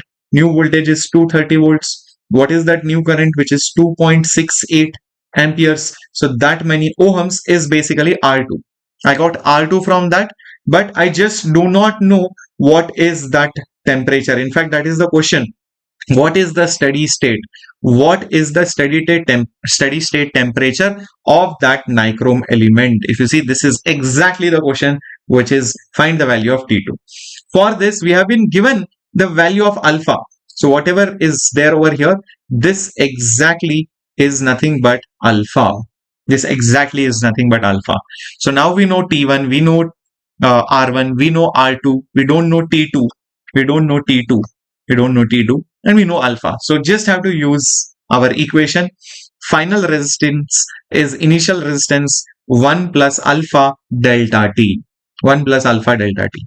R2, do I know? Yes, definitely I know R2. R1, do I know? R1, do I know? Yes, I just found out over here. It was given in the problem itself. So R1 also I know. Do I know T2 and T1? No, I just know the value of T1, and I also know the value of alpha. The value of alpha was directly given to me over here. So the only thing remaining in this problem is T2. Only T2 is asked. Only this T2 is asked, which has to be found by substituting the value. So when you substitute and find it, you will get the answer as 848.76 degrees Celsius. Understood, guys, how to do this question? Is this crystal clear? Okay? So a lot of students got confused. I saw even in my I was teaching this chapter at some place, and then many students were like, sir, I never understood this question. It is actually very simple. Okay? The way a solution has been written down looks very scary, but if you see my solution, the way I have done it right now, I will explain it to you, you will find it to be very, very straightforward. Okay. Now, the resistance of some wire at, ice point is 5, and at steam point is this. When the thermometer is inserted in a hot bath, the resistance of the wire is this much. Calculate the temperature of the bath. Actually, this is not W. This is supposed to be ohm. So the symbol has come out as W. Let us write down all the pieces of information. What is the meaning of ice point? What is the meaning of ice point? The meaning of ice point is 0 degrees Celsius. Yes, the resistance is 5 ohms. The resistance is 5 ohms. Perfect. Then What else is given? At steam point, the resistance is 5.23. So steam point is nothing but boiling point, or when water converts into steam, 100 degrees Celsius, it is 5.23 ohm. Now the question is, when it is in some hot bath and the resistance is found out to be 5.795, 5.795 ohms. Question is, what is the temperature? Question is, what is the temperature?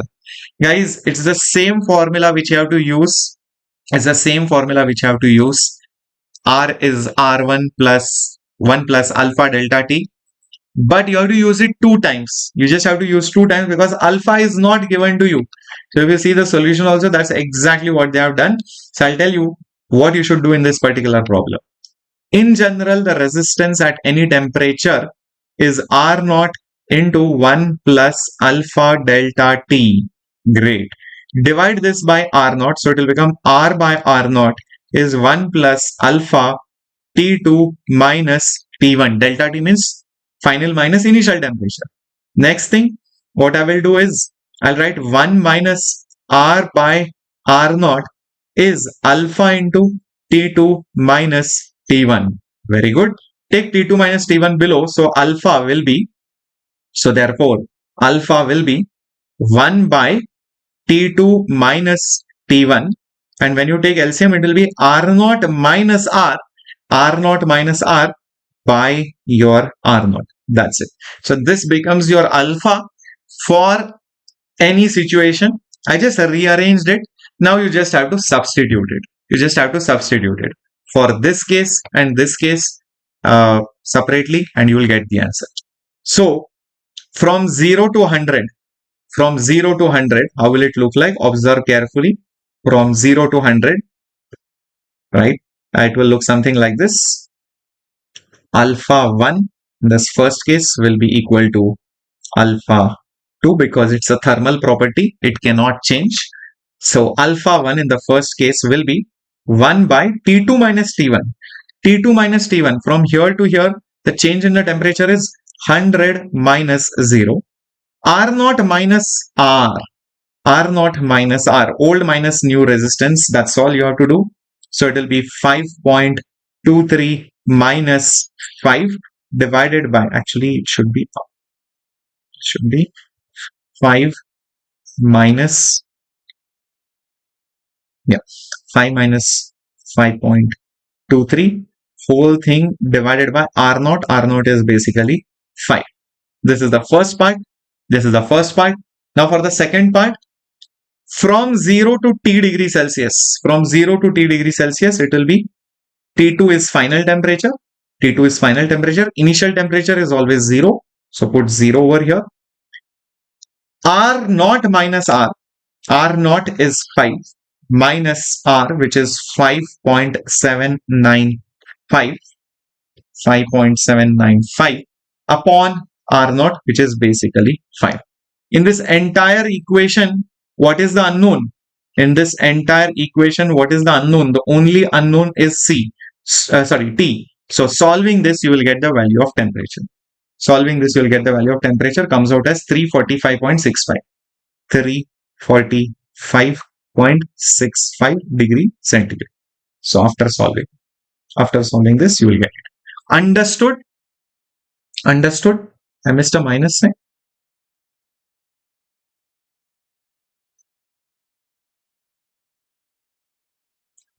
Just check it, Deepak, if it is fine. Yeah. I don't know whether everything is visible to all of you or not. Just check. Yes, I hope it is visible. Yes. Clear? Okay, cool. Sometimes some minus sign or dots or some full stop might not be visible, maybe because of clarity or something, but I hope I've just zoomed onto it. So I hope everything is visible to you all of you right now. Okay, so this is how you will solve the problem. Exercise 3.4. We have just done this. Okay, ready for KCL, KVL, series parallel circuits?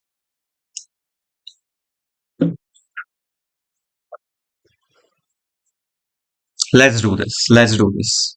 Come on. Okay. Okay.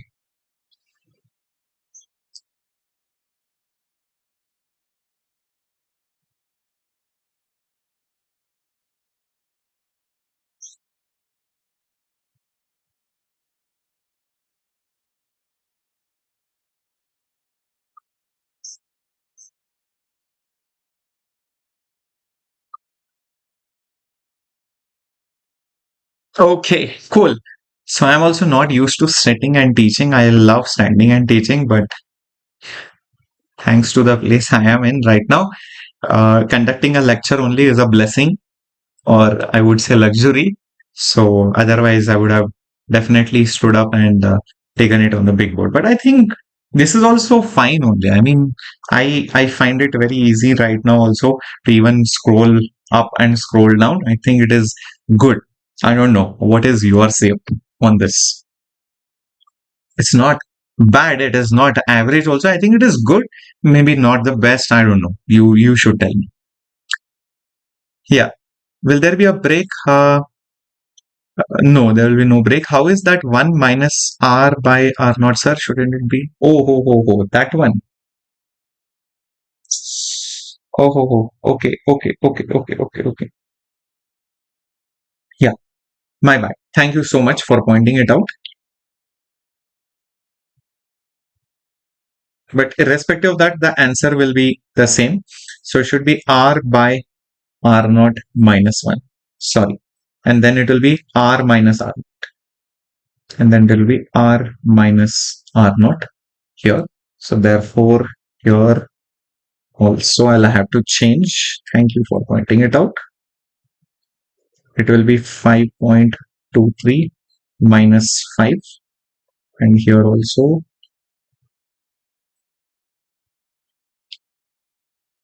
5.795 minus 5. Is that okay now? Okay, I just changed it. R by R not minus 1. Yes, correct. Flash adder, I don't know. It might take a couple of 1-2 hours more. Maybe at around 3 o'clock we might target to, I don't know, no target as such. I'm guessing we might be done with the class. Not much is remaining. KVL, KCL is just more of problems. Theory wise, not too much written things are there now. Initial part of current electricity has a lot of written things and theoretical things. Now it is more of problems. Okay. Now, see guys, first law is all about conservation of charge. Just like if you have a road here, here, here, and they are all meeting at a place. They're all meeting at a place. If imagine 5 cars come inside that junction from this road, imagine 2 cars come from here. Imagine 3 cars are leaving from here. Imagine 4 cars are coming from here. So what will happen on this road? Obviously, nobody is parking anywhere and no new car is produced. There is no factory in this region. So whatever cars come in, they have to go out. They can't stop. They are not destroyed. No, magically, no car will appear from anywhere. So think about it.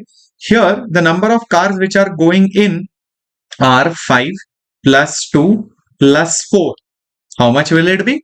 It will be 7 plus 4, which is basically 11 cars are going in. How many cars should come out? Ideally, 11 cars only should come out. Even 11 cars should come out. So actually, I can see only 3 cars are coming out. So 3 plus how much will give you 11? 3 plus how much will give you 11? Obviously, it has to be nothing but 8. 8 cars will go out. So naturally, what will happen, my dear warriors? Just a second. Yeah. So 3 plus how much will be 11? So that question mark will be basically 8. So that's why over here 8 cars should come out. So this was conservation of cars. But if I use the same concept in charge, you will see exact same relationship. You have a junction. Node is nothing but a junction where all the wires are joined together. Node junction is one and the same thing. So by conservation of charge, by conservation of charge, the total sum of the currents which are going in will be the total sum of the currents which are going out. What are these Kirchhoff laws used for? Why are we saying this? This is used for solving circuit problems. Using these Kirchhoff laws, it becomes very easy or sometimes convenient. Sometimes a difficult problem becomes very systematic using these Kirchhoff laws. When there are many wires entangling, coming out, complex circuit, even a simple circuit, you can use this Kirchhoff laws to solve the for different parameters. How much current is going here? How much current is coming out? How much is the voltage here? How much is the which direction is the current flowing? So for that you use it. So in this particular problem, the figure which is there, you will see I1 plus I2 is the currents which are coming in, and you will see I3 and I4 are the currents which are going out. So it will be I3 plus I4. So that is how it would look like. That is how it would look like. Right? I1 plus I2 is equal to I3 plus I4. Is that clear, my dear students? Okay, this is how your Kirchhoff's current law works, which is based on the conservation of charge. Very good. Cool. So let's move on now to the next law, which is the Kirchhoff's voltage law. Okay. So Kirchhoff's voltage law for the circuits is based on something called as the law of conservation of energy. We know energy is conserved. So law of conservation of energy. We know electric field is a conservative force, is a conservative field. That means the total work done in a closed path, must be zero. So W1 plus W2 plus Wn is going to be zero. So you are taking a charge across that field, okay, and coming back to the same point. So work done in the first part, second part, third part, fourth part, fifth part, etc. If I add them up, it should be zero. Now divide them with charge. So what will I get? I'll get W1 by the charge which I'm taking plus W2 by charge which I'm taking plus Wn by the charge which I'm taking is equal to 0. So now what? See guys, what is W1 by Q? W1 by Q is nothing but the voltage drop across the first path. Then you will have V2, then you will have V3, because that's the definition of potential difference. Work done per charge is the voltage difference. So plus Vn is equal to 0. That's basically the simple way of deriving the Kirchhoff's voltage law. So the total voltage drop across a closed path is always going to be 0. The total voltage drop across a closed path is always going to be 0. That is your Kirchhoff's voltage law, which is based on conservation of energy, and electric field being conservative in nature, you can use it. Yeah. Now, what do I exactly mean by it? How do I exactly use it? I will show that to you. Don't worry. I'll show that to you. So let me just get that blank slide right over here.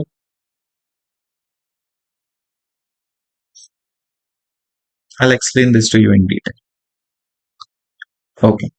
Now just imagine, my dear students, you are going in a circuit, and let's say you encounter some device. It could be resistor, it could be inductor, it could be capacitor, it could be bulb, it could be fan, it could be switch, wire, whatever it is. And you encounter a voltage change of plus 2 volts. You go ahead, then you encounter a voltage change of plus 3 volts. Then you go ahead and then you encounter a voltage change of minus 4 volts. Then you go ahead and you encounter a voltage change of plus 1 volt. Then you go ahead and you do not know how much voltage change you get, but I know if I go little bit more ahead, then I'll be back to the same point. So In this process of starting from a point and coming back to the same point, I'm encountering some voltage changes. Can you guess how much will this be? Can you guess how much will this be? Quickly put it up in the chat box. If I1 and I2 are moving in and I3 are moving out, then I1 will be equal to I3, I2. No, Rakesh, nothing like that. I1, I2 are some currents. They could be anything. So I1 may or may not be equal to I3. That has nothing to do with the sum inside and sum outside being equal. The total sum is the same. Total sum going in and total sum. Individual parameters would be different. Just use Kirchhoff's voltage law. You will get the answer, my dear warriors. 2 plus 3 minus 4 plus 1 plus question mark will be 0. 2 plus 3, 5. 5 minus 4, 1. 1 plus 1, 2. So 2 plus question mark is 0. So that question mark will be minus 2 volts. Exactly. Minus 2. Awesome. Understood, my dear warriors? Clear about this? Very good. So moving ahead, how do you know when it is plus 2, when it is minus 4? How do you know whether it is positive, negative? What is the magnitude of it? Well, it all depends on the device. It all completely depends on the device. So let me show you how does it change. If you have, for example, a resistor like this, and let's say it is 3 ohms and the current flowing through it is 2 amperes. If by chance I am going in the direction of the current, if while traveling across the closed path, I'm traveling in the direction of the current, remember one thing, current in a resistor always goes from high potential to low potential. So if by chance I'm going in this direction, I'm going from high to low, that means I'm dropping the voltage. So I'm dropping, that means it will be minus sign. And the drop will be IR. V is IR. So what is I? I is nothing but 2. What is R? 3. So that's why it will be minus 6 volts. Understood? But if by chance I'm going in this direction, I am going from low voltage to high voltage. How do I decide high and low? The current's direction. So now, because I'm going from low to high, it will be a jump. That's why plus I into R. So it will be plus 6 volts. Great. Same thing you can also do for a capacitor. Keep this in mind. Imagine this is some 4 farad capacitor and this is the positive plate and this is the negative plate. This is the positive plate, this is the negative plate. And the charge on the capacitor, let's say it is 5 coulomb. Example, some random value I have taken. Because the positive plate should be at higher potential, so this side is high potential, the right side will be low potential. If somebody decides that they are going to go like this, from the left side to the right side, high to low, that means there is a drop. How much will be the drop? V is Q by C, because Q is CV. V is Q by C. Q is 5. Sorry. V is Q by C. Yeah, correct.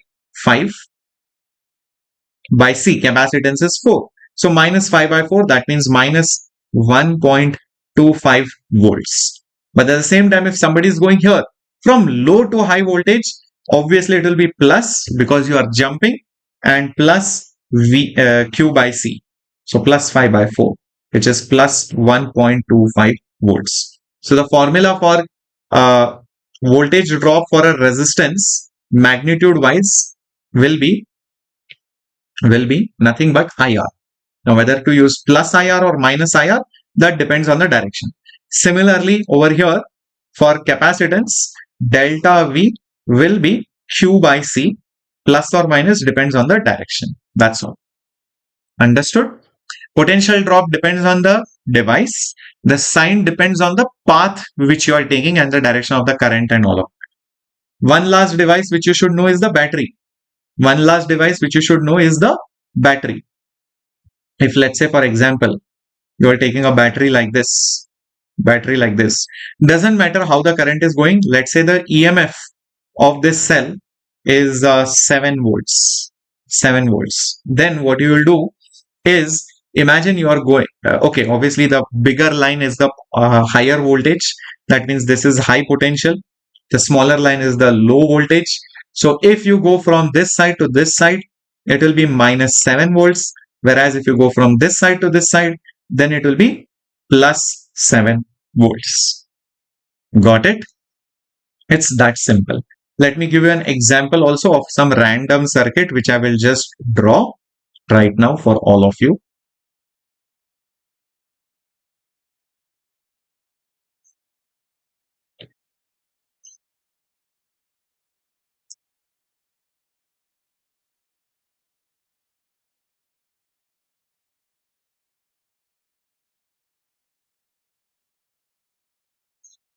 This is some circuit, okay, which is having many wires, many junctions, and there are some devices in it.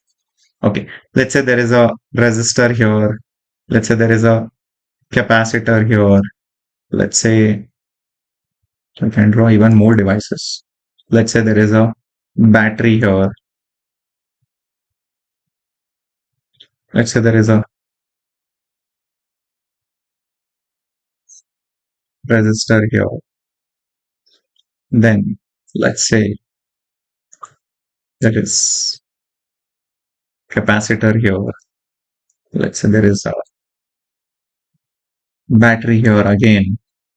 And then there is resistor here. Okay, so I've shown different things over here. And maybe now I can mark the resistances R1. Let's say this is R2. Let's say this is R3. Maybe this is capacitance 1. This is the positive plate. This is negative plate. This is, let's say, negative plate. This is positive plate. This is capacitor C2. Maybe this is EMF E1. Maybe this is EMF E2. Okay. Let's say the charge on this is Q2. Let's say the charge on this is Q1. So I've shown every possible thing over here. Now, whenever you get complex circuits, what's the first thing? They can ask Krisha. It's very straightforward. Okay. In fact, I'm be giving you some derivation classes in the evening for the entire physics 12 standard. So please watch that. It's a separate video which I'll be making only for derivations. Only for derivations. Okay. So please watch that. Okay. So what do we do over here? First of all, assume the currents. At each branch, there will be some currents coming in, coming out, etc. But the branch which I am interested in right now, let's say it is this one. Let's say the current flowing here is I1. Let's say the current flowing over here is, let's say, I2. Maybe the current is flowing like this over here. Maybe it is I3. Maybe because the currents from I2 and I3 both are coming over here like this and coming out from below. You can just assume any direction, doesn't matter. Even if the direction is wrong, automatically you will get the correct answer with the sign. Don't break your head over it. And maybe some current over here, I4, something like that, where the currents are going in, coming out. Just assume some currents. Just basically assume some currents. That's all you need to do. Okay. Now, let's apply our Kirchhoff's voltage law. Let's start, guys. Let's start from here. Go around the circuit once and come back at the same point. Okay. So I hope you realize where are we starting from? We are starting from here. Always mark the point, or else you will not remember where you started from, or else you will do some extra rounds, or maybe you will just not complete the round. So you should know where you started the problem from. Okay. So if you go like this, okay, if you go basically like this, okay, so first device that you get is the resistor. And because in the resistor you are going from, or rather you are going in the direction of the current. You are going in the direction of the current. What should be the case, my dear students? What should be the case, my dear warriors? Think about it. Should it be plus IR, minus IR? In the direction of the current, you are going from high to low, so it should be minus, right? So shouldn't it be minus IR, minus I1 R1? Correct? Minus I1 R1. Everybody with me till this point? Very good. Then you encounter a capacitor. You are going from the positive plate to the negative plate, high to low, high to low. So that means it will be high to low. That means it will be minus, and it will be Q by C. Q by C. Perfect. Very good. Negative. Now the next device that you encounter is this battery. you are going again from the positive plate to the negative plate. That means there is a drop over here. So that's why there will be minus E1. Just the EMF will come as it is. Okay. Next, you are going through this resistor, and the resistor has some current I2, and you are going in the direction of the current only. So when you go in the direction of the current for a resistor, you are going from high to low. So that's why minus I2 R2, minus I2 R2. Okay. Now after that you are entering resistor number 3, but this time you are going opposite to the direction of the current. Opposite to the direction of the current, my dear warriors. So it will be plus IR. So it will be basically plus, where? Yeah, plus IR. Plus IR. Correct. Lastly, you are again going through a battery, but this is negative terminal, this is positive terminal. So when you are continuing your journey, you are going from low to high, so it will be a jump. Low to high is a jump. So it will be plus E2, plus E2, plus E2. Yes. Is R2 is at R3 and between 2. Current I3 is at R3, and at R2, the same current I2 will flow, right? The same current will flow in this branch. So that's why I took I2 R2. Okay, I hope that is clear. Then lastly, you are going into the capacitor, and the capacitor, you are traveling from the negative to the positive terminal. So low to high. Low to high means it will be plus Q by C. So plus Q2 by C2. And you came back to the original point. That's why the total sum should be a big fat 0. It should be a big fat 0. Got it? So this is how you apply Kirchhoff's law. Trust me, you can also solve the same problem, but going like this also, you will get a very similar equation, but in the exact opposite sign. So this problem, we just did it solving like this. You can also solve the problem like this, the exact opposite way. Let me tell you, the answer will be very similar, just the signs will be opposite. If you go exactly opposite, it will be I1 R1 plus Q1 by C1 plus E1 plus I2 R2 plus I2 R2. Okay, what else will you get over here? Check this out. So instead of plus I3 R3, you will get minus I3 R3 minus E2 minus Q2 by C2 will be a big fat 0. That is what you are going to get. It will be exactly opposite. It will be exactly opposite of the previous equation. Yeah. So now you know how the sign convention works. Now you also know how the magnitudes are decided. Now you also understand the importance of Kirchhoff's law, because any complex circuit, you can just solve it using these simple rules. We'll come to this exercise in a bit, but before that, let's do some other problems also. Okay, so let's just do another problem, like say for example, this problem we can do. Determine the current in each branch of the network shown over here. Okay, let me just move myself a little bit here. Determine the current in each of the branch. It looks like a complex circuit, and some currents are also marked already for all of us, but actually you should be marking it on your own by Kirchhoff's current law. How to apply Kirchhoff's voltage law is the basic question here. Apart from that, it is very straightforward. See over here, my dear warriors. Okay, you can see one resistor here, and there are two batteries, one here and one here. So first of all, currents have to be assumed. Let's say for example, in this branch, current is I1. So I2 current will go here. So the remaining current will go here. So look at this. If I1 distributes the current as I2, the remaining current will be I1 minus I2. So that's why I1 minus I2 is going in this particular branch. It's going out and some current was coming in. Then what happens is that current I2 goes and reaches point B. From this side, current I3 comes over here. These two currents meet at point B. They collect and combine together to form I2 plus I3. Both of them combine together to form current I2 plus I3. Is that fine till this point? Is that fine? till this point? Yes, very good. Next, if you see down here, I1 minus I2 goes at point D. The same current I3 is continuing its journey here. So you have to again use Kirchhoff's current law at this junction to find how much current is going in or out. In fact, if you see over here at this particular point D, specifically point D, I1 minus I2 is coming in. So let me write down the currents coming in. I1 minus I2. I3 is this current which is going through this battery. So I3 is going out. So I'll put I3 over here.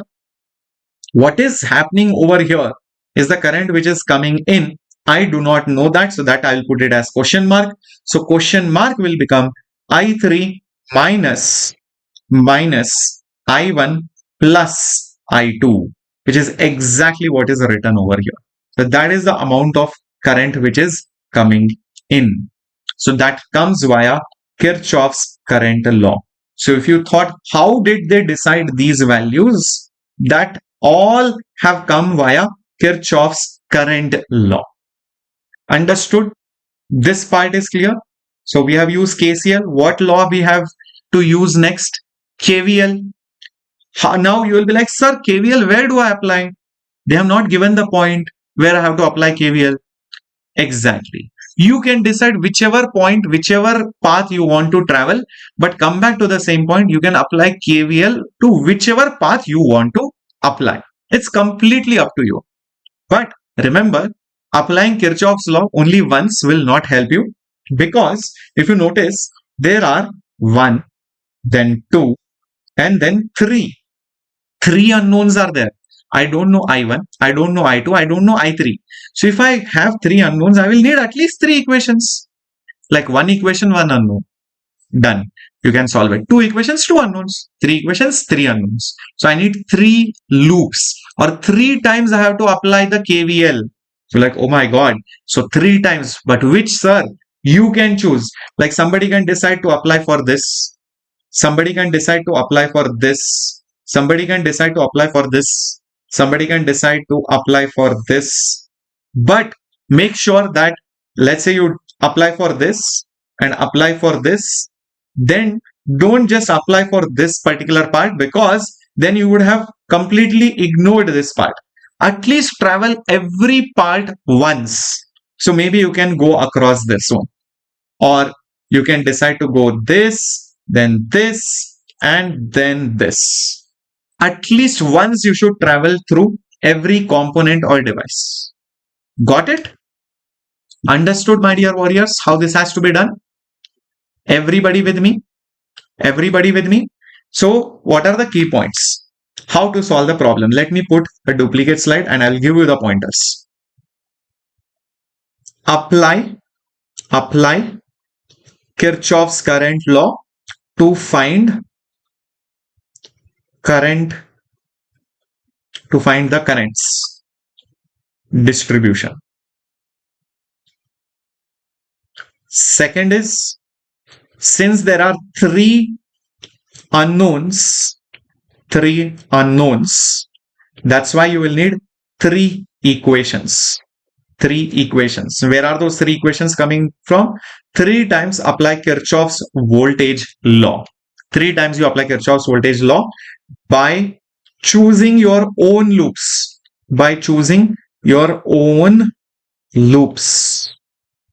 When you do that, ensure all devices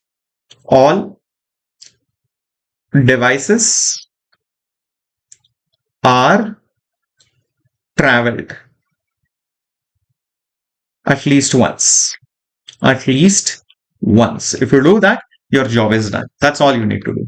So that's what they have also done in the probably the solutions or whatever. I'll just show you some loops so that you get an idea. Let's all do this together. Let's take some random loop and try this out. 3 times we have to do it. Okay, we'll just take some 3 random loops. Let's say we take this loop, Let's say we take this loop. Everybody is able to see this. Let me highlight it. From B to C to A and back to B. I hope you can see this. I'm going like this. Then I'm going like this.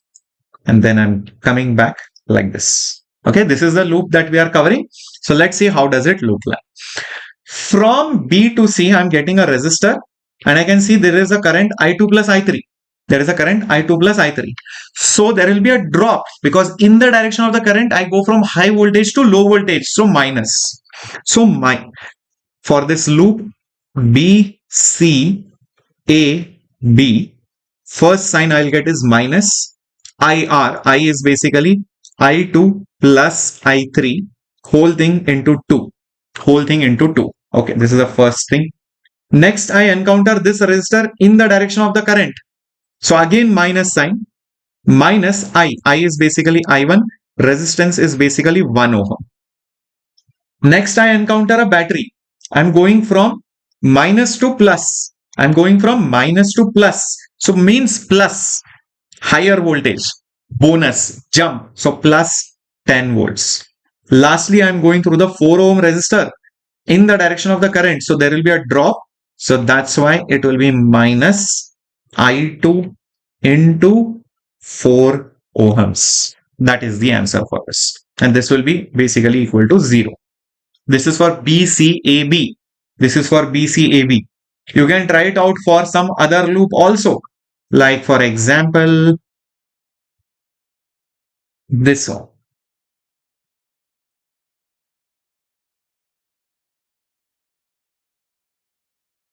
Let's say we go this loop.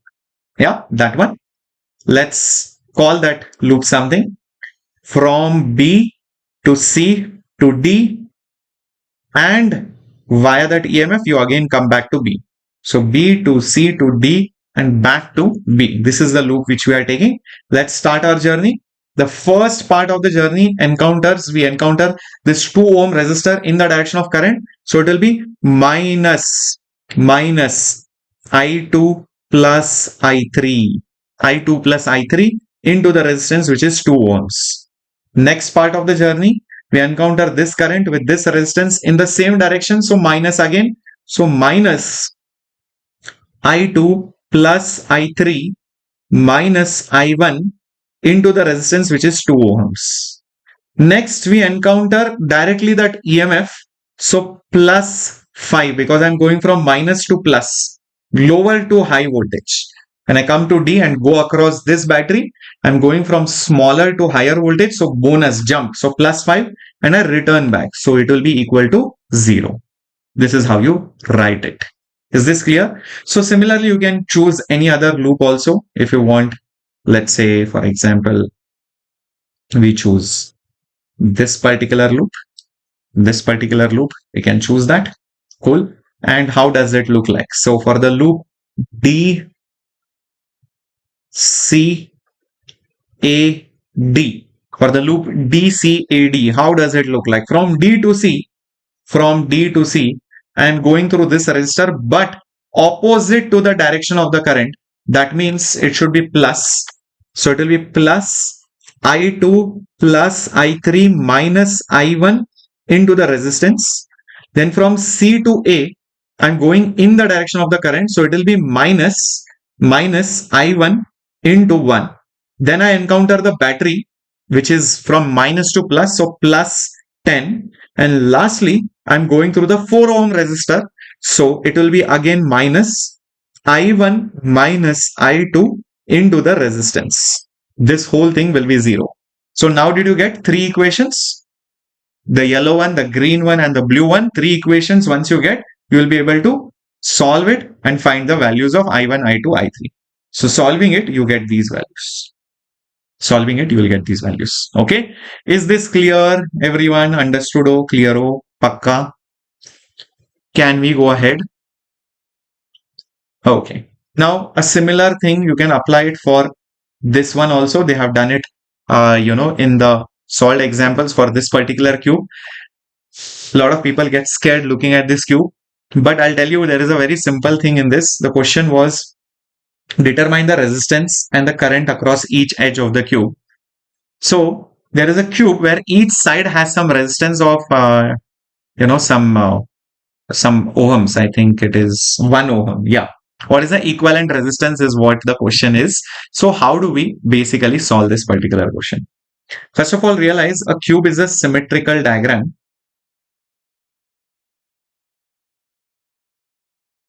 Yeah. So cube is a symmetrical diagram.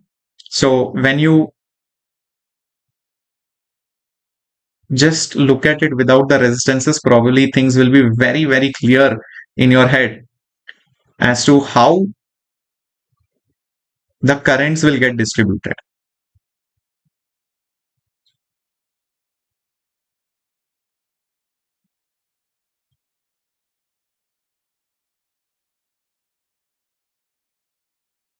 So see, my dear students, if the current comes in, if the current comes in from here, the current comes in from here, and the current has to go out from here, the upper side, from the upper side, right over here. Correct? So let me just zoom on to this over here. If this is how the current goes in and comes out, you can see some kind of symmetry involved over here. And how is that symmetry? Just imagine a line which joins the corners. Just imagine a line which joins the corners, something like this. Just imagine this line. Everything is symmetrical about this line because whatever happens, this side will happen, that side. It's a cube, everything is identical. So you will see in the first place itself, right over here, there are three different ways the current can go. Three different ways the current can go. So if by chance the current entering inside is I, you will notice I by 3, I by 3, I by 3. That is the current which will be distributed in all these three elements. I by 3, I by 3, I by 3. Is that clear? Everybody with me? Why the currents are getting distributed like this? Very good. Because of symmetry. Now, what happens? Even on this part, finally the current which comes out of this should be also I. And that current is again coming in from three different places. One here, and one here. It is symmetrical. So this will be I by 3. This is also I by 3. And this is also I by 3. Yeah, along the diagonal. Correct. Bharat, I'll be doing, I don't know, just give me some time. By evening, at least we'll try to put up the classes. Okay. Don't worry. For now, let me just complete current electricity. Hold on. There is a lot of things going on. Hold on. It will come. Today only it will come. Don't worry. Okay. Then, once any of these currents reaches the next point, any of these current reaches the next point, it has two ways in which it can travel. Both are identical. So this current which comes, this current which comes, this current which comes, it has two ways of distributing itself. So half of I by 3 will go over here. That is I by 6. So I by 6 will be the next distribution. This is also going to be I by 6. This is also going to be I by 6. Same thing over here. This will be also I by 6. This will be also I by 6. What else? Yeah, it's done. So these are the final current distributions. These are the final current distributions. Did you understand it now? What I have done? I have taken the diagonal. This is basically your diagonal symmetry. Diagonal symmetry. Okay, that is what we have done. Now, once that job is done, once this part is done, then you can apply KVL across some path and you will get the answer. That's all that you have to do. I'll tell you how to do this.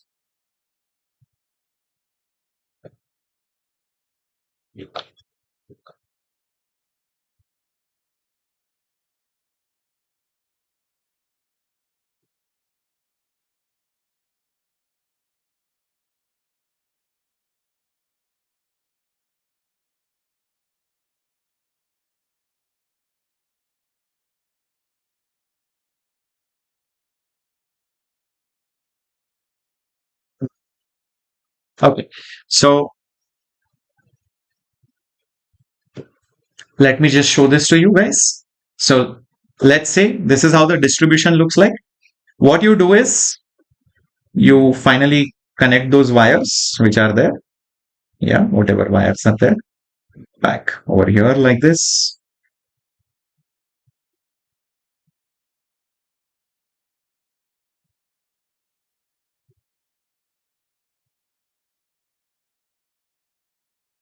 Back to the battery. Back to the battery, like over here. Okay, so this is how the final connections look like.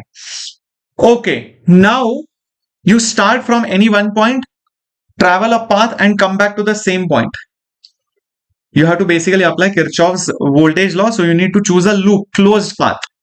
So let's say I start right from the battery's negative terminal, right over here. I go till this point. Okay, so I'm going like this, I'm going like this. Then I continue my journey like this, like this, like this, here. And then I come back over here. Did you understand the path that I have chosen?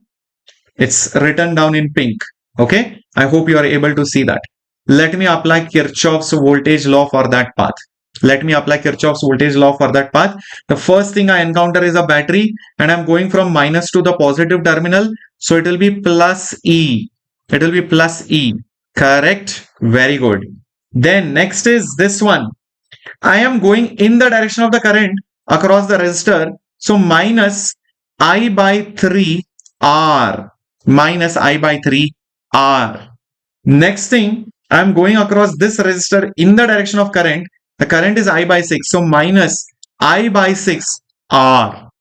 Very good. Lastly, I am going through this resistor in the direction of current. So minus I by 3 R. And I am coming back to the same point. So this should be 0. So E will be equal to IR is common 1 by 3 plus 1 by 3 plus 1 by 6. What is the LCM, my dear warriors? LCM is 6. So this will become 2 plus 2 plus 1, which is 5. So I into 5 times R by 6. That is the EMF. So if this is the scenario, E is I times 5R by 6. But the EMF will be nothing but, in general, I into R equivalent if there was only one resistance. If there was only one single resistance, then E will be IR. That means the equivalent resistance is nothing but 5R by 6. It is 5R by 6. If R is given to you, you can immediately find out the equivalent resistance. Did you understand how this problem has to be solved? Got it? Everybody? Right? So this was one of the difficult problems which many students face difficulty in. They find it hard to imagine, but I hope I have explained it right from the scratch, right from the basics, so that you will be able to solve these kind of questions based out of NCERT. Correct. So you have done all these things. Great. Now, let's go to the next part, and that is combination of resistors. Okay, series and parallel. Series and parallel. Let's learn all of these things. So resistors, when they are combined in different combinations, sometimes let's say there is some resistor here, some resistor here. This is combined over here, and then you might have something like this, like this. Okay, and let's say there is a circuit like this. Then you should realize that whenever there are multiple resistors with multiple mix and matching of wires, you can often combine them into one single resistance by considering few resistors in series or parallel. That is basically the concept of combination of resistors. Like over here, I can see these resistors are side by side for each other. So basically they are in parallel to each other. Next, you can see that their parallel combination with this resistor, with this particular resistor right over here, that is one after the other, not beside the other. So that is why their combination is in series. And that orange thing, whatever is on the top, with this particular resistor right over here, that is in parallel. That is in parallel. So you can see by combining two or more resistors together, you can eventually finally write it down as one single resistance. That is the idea of combination of resistors, nothing more, nothing less. So for series combination, what's the formula? If you have one after the other resistors, the current flowing through them, the current is going to be the same. The current flowing through them is going to be the same, but what will not be the same is the voltages. What will not be the same is the voltages. In fact, V will be equal to V1 plus V2 plus V3 and so on and so forth. But we know that V is nothing but IR. V is nothing but IR. R is going to be different because each voltage is for each resistance. This total voltage is for the total resistance, so I can call it RS, resistance of the series combination. Current will get cancelled, so RS will be R1 plus R2 plus R3. That's how you get the equivalent resistance formula for series. Similarly, for resistors in parallel, this voltage, if it is V, each resistor has the same voltage because it's in parallel. Whatever voltage drop will be there, that voltage drop will be the same. It has the same voltage for all the resistors. But what is not the same is the current, my dear warriors. So whatever current is being supplied by the battery, that will get distributed over here. This will be I1, this will be I2, and this will be I3. So using Kirchhoff's current law, current I gets distributed into three branches or more branches. So I1 plus I2 plus I3. But wait a minute, current is nothing but voltage by resistance. So voltage by that resistance.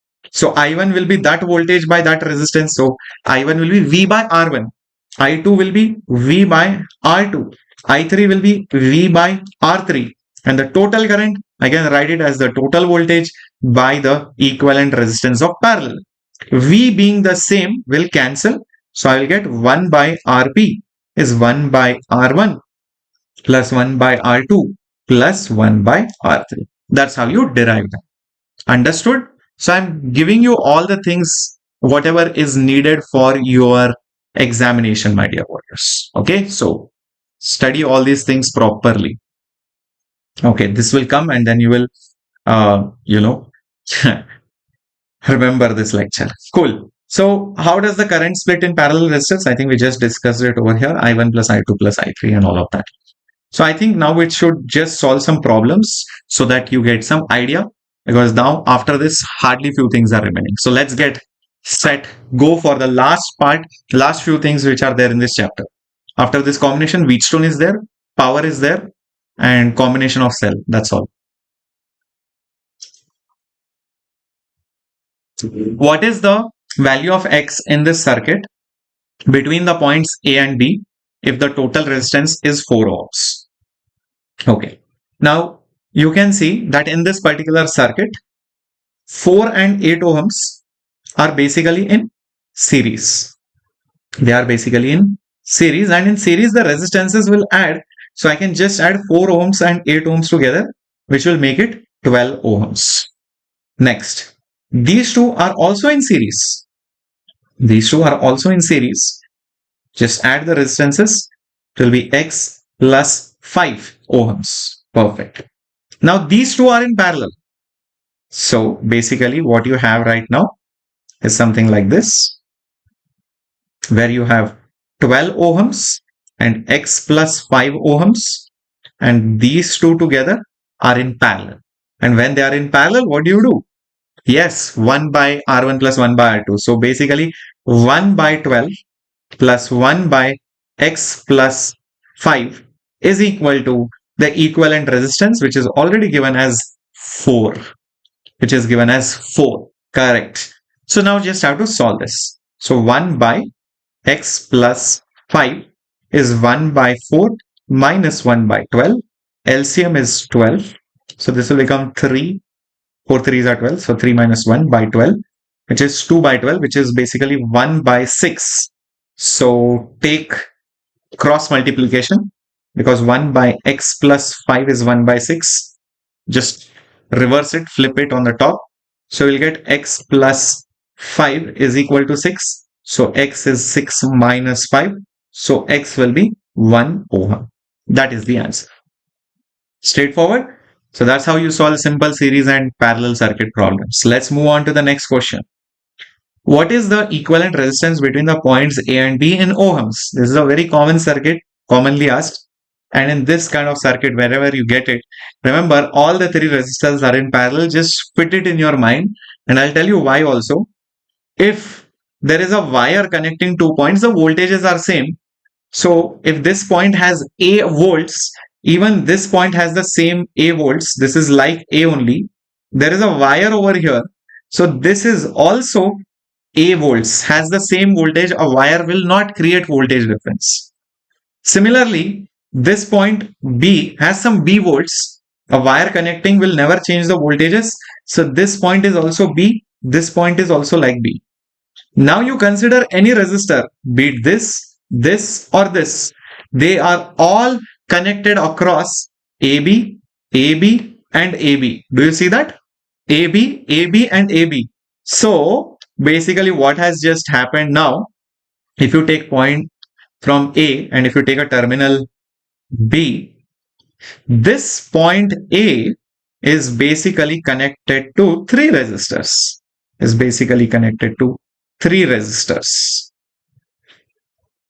Same thing over here also. It's connected to three resistors. That's all. So the first resistor over here, second resistor over here, and the third resistor over here. That's it. This is what this diagram is actually. At the end of the day, each of them are 3 ohms, 3 ohms and 3 ohms. So to find the equivalent resistance, just do 1 by 3. So 1 by R equivalent. It will be 1 by 3 plus 1 by 3 plus 1 by 3. So it is 3 by 3, which is 1. So R equivalent is also 1 ohm. Understood? So these are some of the standard questions which do come in the examination. And if you get this diagram, remember always those resistors are going to be in series, parallel. So you just combine them together using parallel formula. And I showed it to you why they are in parallel by marking the voltages, by saying that a wire will never create voltage difference. It maintains the same voltage. It's as if the wires are connected across A and B separately. So that's the answer. Okay. Find the current passing through the battery. That's the question. I can see these three resistors are in parallel. Okay, parallel resistance means convert it into one single resistor. Once you know the resistance, use V is equal to IR. That's it. So let's just quickly do this. So 1 by R equivalent will be 1 by R1 plus 1 by R2 plus 1 by R3. LCM is 6. So 2 goes with 6 3 times, 3 goes with 6 2 times, 6 goes with 6 1 time. So this will be again 6 by 6, which is 1. So the equivalent resistance is 1 ohm. We know V is equal to IR. Voltage is 30. Current, I don't know. Resistance is 1. So the current will be 30 amperes. Directly 30 amperes. Right? So this is how these problems have to be solved. Moving to another question. 10 resistors of 10 ohm each can be connected to get maximum and minimum equivalent resistance. What is the ratio? That is the question. See, whenever maximum resistance has to be obtained, no? Think of it to be connected in series. So technically R max will be 10 ohms plus 10 ohms, like that 10 times, because there are 10 resistors. So it will be basically 100 ohm. Whenever you talk about minimum resistance, think of it to be connected in parallel, because parallel connection makes the resistance smaller. So R minimum reciprocal will be 1 by 10 plus 1 by 10, like that 10 number of times. So it will be 10 by 10, which is basically 1 ohm. Sorry, not 1 ohm yet. It is just 10 by 10, which is just 1. So therefore, R minimum will be reciprocal of 1, which is also 1 ohm. Now the question demands us to find the ratio of R max by R minimum. So R maximum is 100 R minimum is 1. So it will be 100 is to 1. That's it. That is the answer. 100 is to 1. Got it, my dear students? Everybody? Shall I do a nice puzzle on current electricity? Show some energy here. Even my throat is drying up.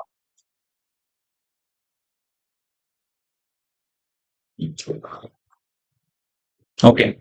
I'll give you a nice question on current electricity now. Let's see how many of you will be able to do it. Let me get my blank slide. Where did it go?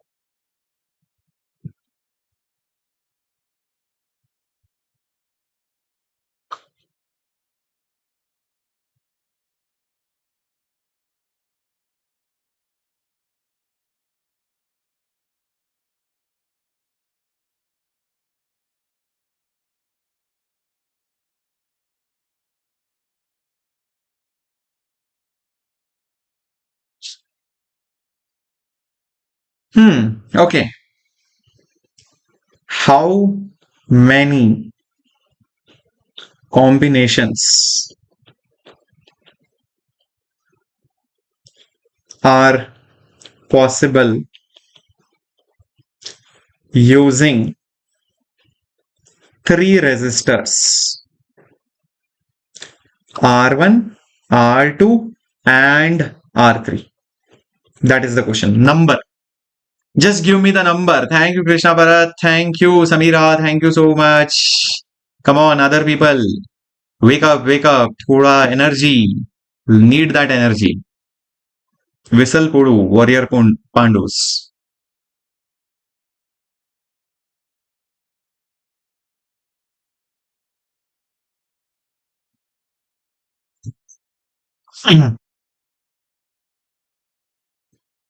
How many combinations are possible using three resistors R1, R2, and R3?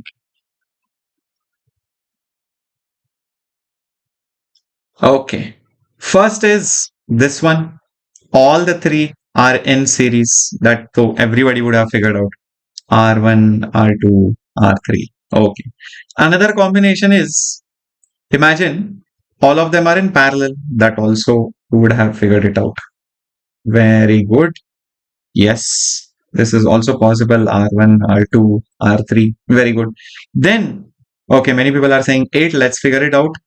Yes or no? Then you can just have one single resistor each separately. So just I take R1, I take R2, and I just take R3. This is also one way of getting, different resistance. But if you have to use all three of them, then this combination will not work. I mean, I can't just say I will just use R1, I will neglect R2, R3. But if all possibilities are asked, then I can just choose only R1 and then I can get something, right? But here, since the question says you have to use all the three resistors, so we cannot technically use just individual resistors. So we have to use all the three resistors together. Another possibility is, let's say I take this like this and connect it to the next resistance. Another possibility is I take two resistors in series and then connect the third resistor in parallel. This is also a possibility. Got it? So this is R1, then this is R2, and then this is R3. This is R1, this is R2, and this is R3. We have to use all the three resistors. Okay. Now, you will think, sir, four combinations only. But since R1, R2, R3 are different, I can rotate these resistors amongst themselves. First, I will put R1, R2 in parallel. Then I'll put R1, R3 in parallel. Then I'll put R2, R3 in parallel. So each of this will give me three new combinations. And here also, R1, R2 in series, then R2, R3 in series, then R1, R3 in series. So I will get three more combinations over here. So totally how many combinations? 8 combinations are possible. 8 combos are possible. Yes. 8 combinations are possible. Crazy. So that is the answer. Using all the three resistors. Got it, everybody? Very good. So that is the answer. Let's go now to Wheatstone now. Everybody ready for Wheatstone? Everybody ready for Wheatstone? What is Wheatstone? Wheatstone is basically an arrangement. Wheatstone is basically an arrangement of four resistors, which is where you have two resistors in series, two another resistors in series, and they both are in parallel. And you find under a special circumstance, if you connect a wire between these branches, nothing flows through it, no voltage, no current at all. And that's when you say that the Wheatstone is balanced. That's when you say the Wheatstone is basically balanced. Okay. So look at this. Here I take two resistors, one after the other. Again, I take two resistors, one after the other, like this. And these two series resistors are themselves in parallel. Like R1 is in series with R2, R3 is in series with R4. But if you take their combination, which is R12 and then R34, they both are in parallel. Correct? This is what it is. If you now connect any device between them, from middle, then current may flow, current may not flow. But under a special circumstance, like I said, current will not flow. Current will not flow through this device. Current will not flow through this device. The voltage across them will also be zero. That's when this device becomes completely useless. But this particular arrangement, which is also called as the Wheatstone arrangement. Wheatstone's arrangement. This is called as the Wheatstone's arrangement. When this becomes useless, then it is said to be balanced. It is said to be balanced. And because it is balanced, and the middle device, whether it is a wire, galvanometer, voltmeter, ammeter, it is completely useless. I neglect it. So I just have to consider these two in series, So that is their equivalent resistance R1 to R34, and these two are then in parallel. These two both are in parallel. So then I'll get the final equivalent resistance because now they are in parallel. This and this are in parallel. Understood how the reduction of the circuit happens whenever you have resistors in two separate branches, one after the other, and you draw a wire in middle of them, no current will flow under a special arrangement. And that's when the Wheatstone is said to be balanced. And then you can ignore it completely. Then the circuit becomes simple series and parallel problem.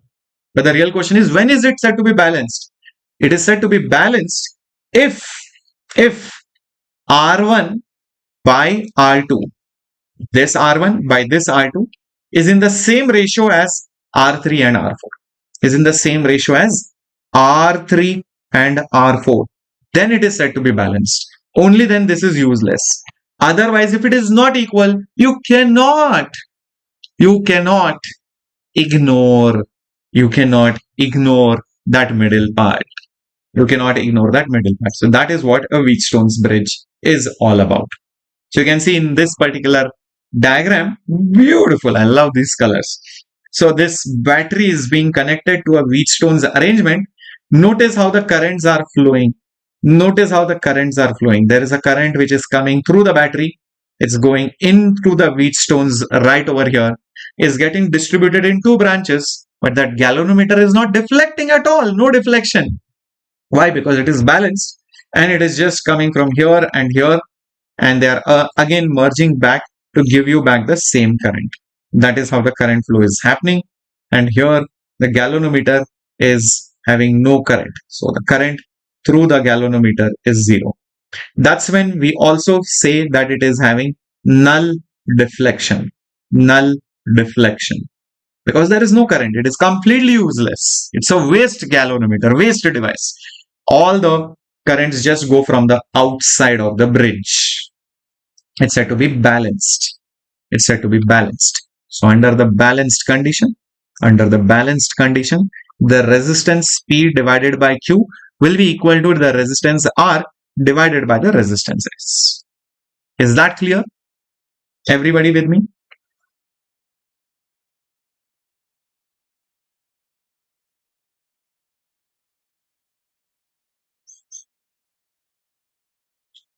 Okay, perfect. Now, let us see some questions based out of this.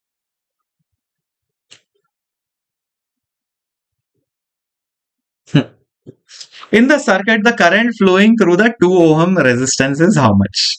Captain, will the questions come from deleted chapter? No, it will not come. It will definitely not come. If they come, then we will protest. Definitely.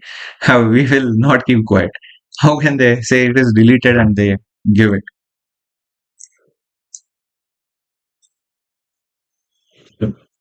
Okay. First of all, notice if this is a balanced Wheatstone. Just check it out for yourself. Divide the resistances. Can you see whether it is balanced or not? 10 by 2 and 25 by 5. I think both of them 5 by 1, 5 by 1, they are equal. Hence, clearly these two are equal. So hence it is balanced. So this is completely useless, this galvanometer. This is completely useless. So now this 10 ohm and 2 ohm are in series. So now the equivalent circuit will look something like this. You will have 10 and 2 in series. So it will become 12 ohms. And then below over here, you have 25 and 5. That will be 30 ohms. Something like this. This is the equivalent circuit. Just check this out. So this is okay. Here inside how much ampere is coming? 1.4 ampere is coming. 1.4 ampere is coming in. Okay, now what do we do? This 1.4 amperes will get divided, no? This will get divided. Some current here and some current here. How much current will get divided? I don't know. But I just know one thing. The voltages for both of them is the same. The voltages, because they are in parallel, is the same. Because they are in parallel, V is same. The voltage is going to be same. So for this resistor, the voltage will be current. Let's say I call it I1 here. I call it I2 here. I can say V is equal to I1 into 12. For this resistor, I can say it is I2 into 30. Oh, perfect. Therefore, I1 is equal to I2 into 30 by 12, which I can write it as I2 into divided by 2 or 6 basically. Divided by 6, it will become 5. Divided by 6, it will become 2. So I1 is 5 times I2 by 2. 5 times I2 by 2. Now, I know one more thing using Kirchhoff's current law. 1.4 amperes is I1 plus I2. Wow, perfect. Using Kirchhoff's current law, I know this. And from here, I'm just getting the value of I2 is 2 times I1 divided by 5. Perfect. So how about substituting it? So I2 will be 2 times of I1 divided by 5. So what will happen next? 1.4 is equal to 1 plus 2 by 5 is 7 by 5. So this will be 7 by 5 times of I1. 1.4, I can also write it as 14 by 10. Now 7 goes with 14 2 times. 5 goes with 10 also 2 times. 2 by 2 is 1. So I1 is 1 ampere and therefore I2 will be naturally how much? 0.4 amperes. 1 and 0.4. 1 and 0.4. Understood how to solve this question? Simple. Using Kirchhoff's law, Ohm's law, V is IR. That's all. You just have to use the concepts which I have taught you before. Clear, everybody with me? Shall we go ahead? Everyone? Clear in this problem? Once it is balanced, a resistor or a device becomes useless, so it becomes a simple series parallel circuit. Later on, it's just a matter of, whether you are able to identify those parallel and series combinations. Okay. 1 second.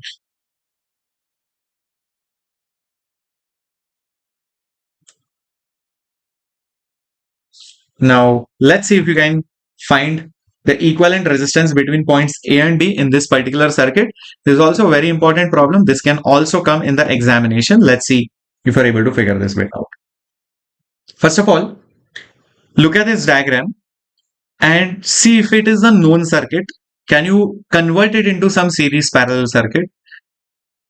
If you can't, no issues. Try to think little bit differently. And the way you should think of it is like this. Look at these resistors. This one, and this terminal A. Just visualize this in 3D as if it is folded and you open it up. You open it up like this. What do I mean by that? I'll explain.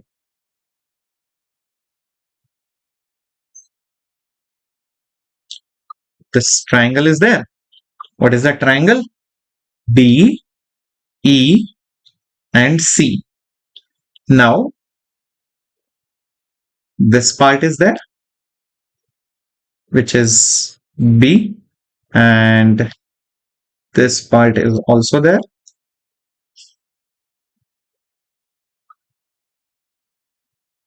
This is A and this is B. What you do is open this side here and open this part over here like this. Open this part over here like this. So what you will notice is that it will look something this way. Observe. Your triangle DEC will remain intact. When you open that side BC onto this side, it will go over here. When you open the triangle DEA onto the other side, triangle DEA, you open it up to the other side, won't it look like this?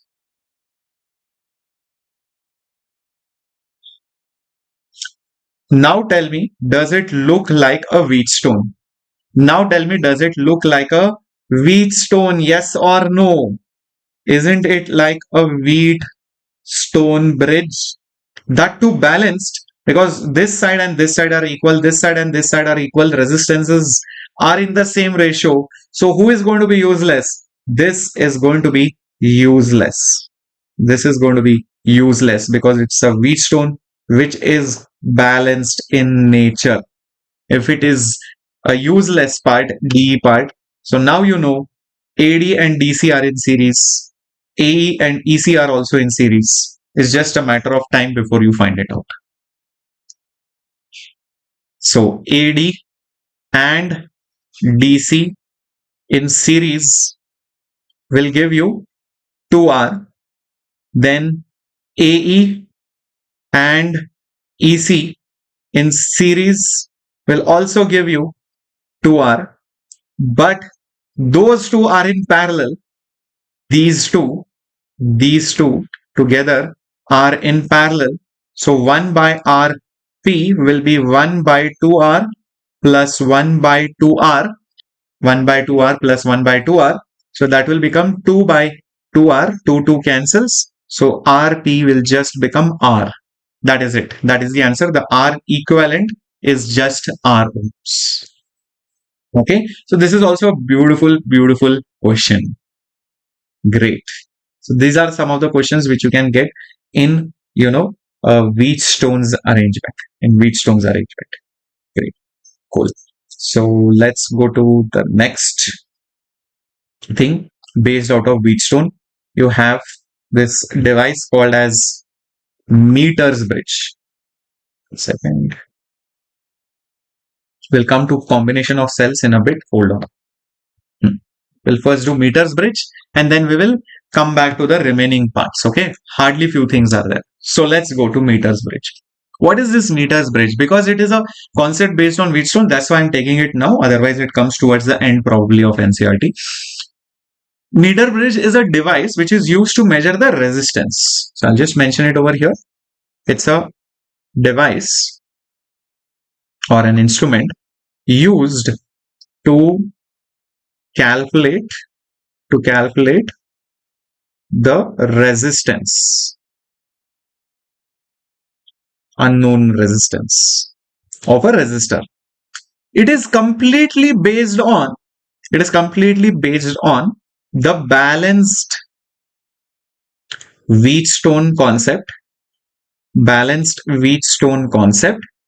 It also involves the knowledge of the resistance. Depends on the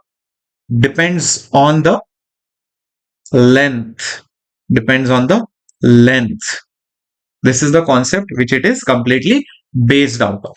Now, how to exactly get to those formulas? Let's come to that as well. And let me just get that. 1 second. Let me get a blank slide over here.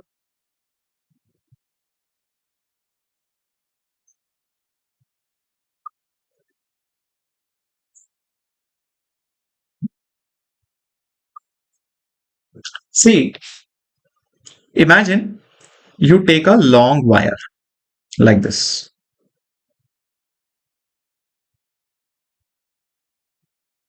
Imagine you take a long wire which has some resistance. If you take a small part of it, less resistance. If you take a meter bridge is deleted for boards. Oops, then there is no need to do it. Why should we do it? Sorry, I just got into the flow. My bad. Okay. So ignore this. Then I'll just give you the formula just in case. Maybe for future reference, future students will watch it. So just remember this formula then. R, okay, just remember this formula. R by S, unknown resistance by known resistance, R by S is equal to L1 by 100 minus L1. That's it. So if you know L1 you know S, you can find R. This L1 is called as the balancing length.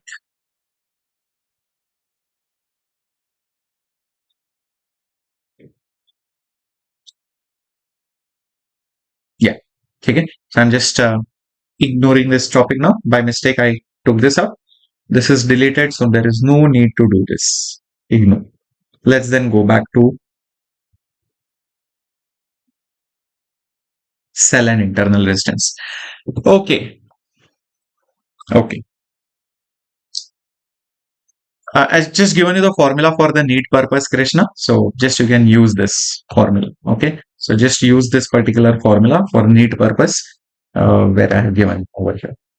Okay. R is unknown resistance. S is known resistance. L1 is the balancing length. It's basically a Wheatstone's arrangement only at the end of the day, because what happens is over here, I can tell it to you in 2 minutes. It will not take much time. You take a big wire of some resistance, okay, and you take an unknown resistance over here, and let's say a known resistance over here like this, and you connect this to a battery or something. Connect this to a battery. Let's say this is R and this is S. What you do is you take a galvanometer or voltmeter or an ammeter and connect it to some point on the wire. If the galvanometer does not deflect, then there is no deflection, null deflection. But if there is deflection, then you touch that galvanometer's wire onto some other part of the wire. You keep moving that point of contact till you get no deflection at all. There will be a point where there will be no deflection at all. That's where you stop, and the moment you get null deflection, that's it. This particular length which you get is called as the balancing length. This is called as the balancing length, and I can call it as L1. I can just call it as L1. Now, what happens over here is this much part of that wire behaves like a resistor. This much part of the wire actually behaves like a resistor. That's all. It's just behaving like a resistor of resistance R1, and this much part of the wire is behaving like another resistor, basically R2. And because it is balanced, that's why I can say R by S is nothing but R1 by R2. But wait a minute, resistances are directly proportional to the length. So can I just say it is some constant into length 1 and some constant into the remaining length? The remaining length I can call it as L2 also. The remaining length I can just call it as L2 also. So that's it. So over here it will be into L2, KK will cancel. So R by S will be L1 by L2. So if the total length is 1 meter or 100 centimeters, then you can also say R by S is L1 divided by 100 centimeters minus L1. If this is in centimeters. If this is in centimeters. That's all. If the total length is that okay? Clear? All right. So let's just go now to the remaining part, and that is basically the cell internal resistance and their combinations. That is the last part which is remaining. Excited for it? Shall we go ahead? The last part. From board's point of view, if it was deleted, please ignore that part. But from NEET or any other exam, any other state board, if it is there, please watch that part of Wheatstone. Just I have done it for the sake of doing it, not to confuse you. Okay, so don't get confused for the Wheatstone's part. Right. Now, cell and its internal resistance.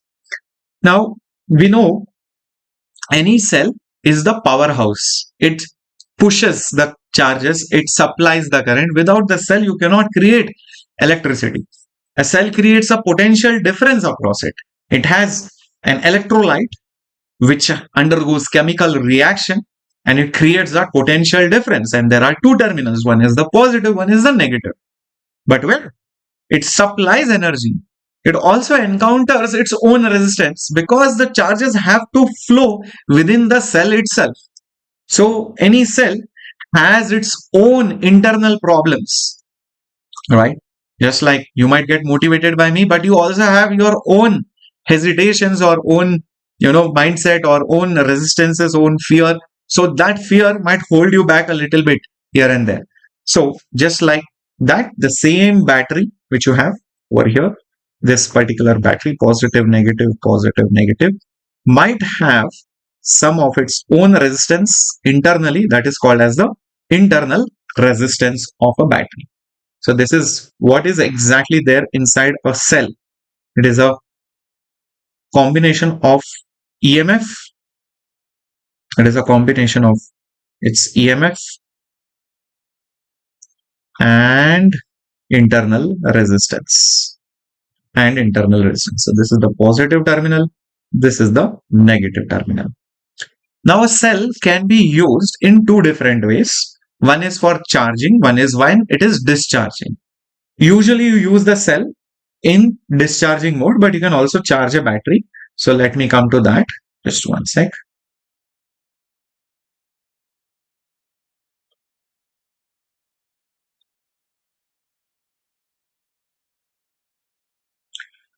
If at all there is a cell like this with some internal resistance this way, and you find that the current is coming out of the positive terminal, this is discharging of a cell. What is this? This is discharging criteria of a cell. Cell is providing the current. The cell supplies current. The cell supplies the current from its positive part and takes in the current from the negative part. In such cases, if you measure the voltage between the positive and the negative terminal, do you think it will be more than E or less than E?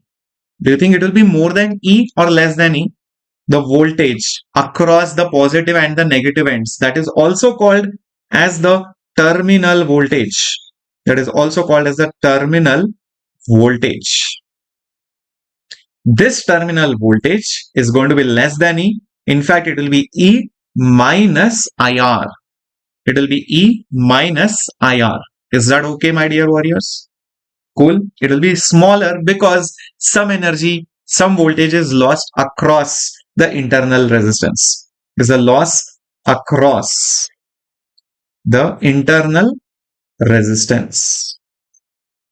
Loss across the internal resistance. The exact opposite will happen when a cell is getting charged. Everybody charges their mobile phones. You might have heard about the charging problems for electric vehicles also. So when you charge a cell, the cell is not supplying the current. In fact, you are supplying the current to the cell. You are supplying the current to the cell. You are supplying the current to the cell. So the current is entering inside the cell. And this is said to be the charging. This is said to be the charging of a cell condition. In such a case, the applied voltage across the terminals, the terminal voltage, what do you think? Will it be more or less? If you charge a 12-volt battery, you have to supply at least 13-14 volts, because out of the 13-14 volts, some 1 or 2 volts will be lost across internal. Only the remaining part is available for the battery. So it will be E plus IR. E plus IR for charge. Okay, did you understand the difference and what role internal resistance has in case of discharging circuits where current is supplied, or charging circuits where current is supplied to the cell? Two important major differences. Very good. Keep these things in mind. This can be asked. Draw the diagram. What is the terminal voltage, etc. This can be easily asked in boards and in NEET also. Many times they give these kind of questions. Yesterday I have given one important graph with regards to this. Please check that graph out. I'll just repeat it right over here for your reference. This can be also asked in your examination or even in NEET. Here you have current on the horizontal axis and terminal voltage on the y-axis. This graph for a cell, terminal voltage,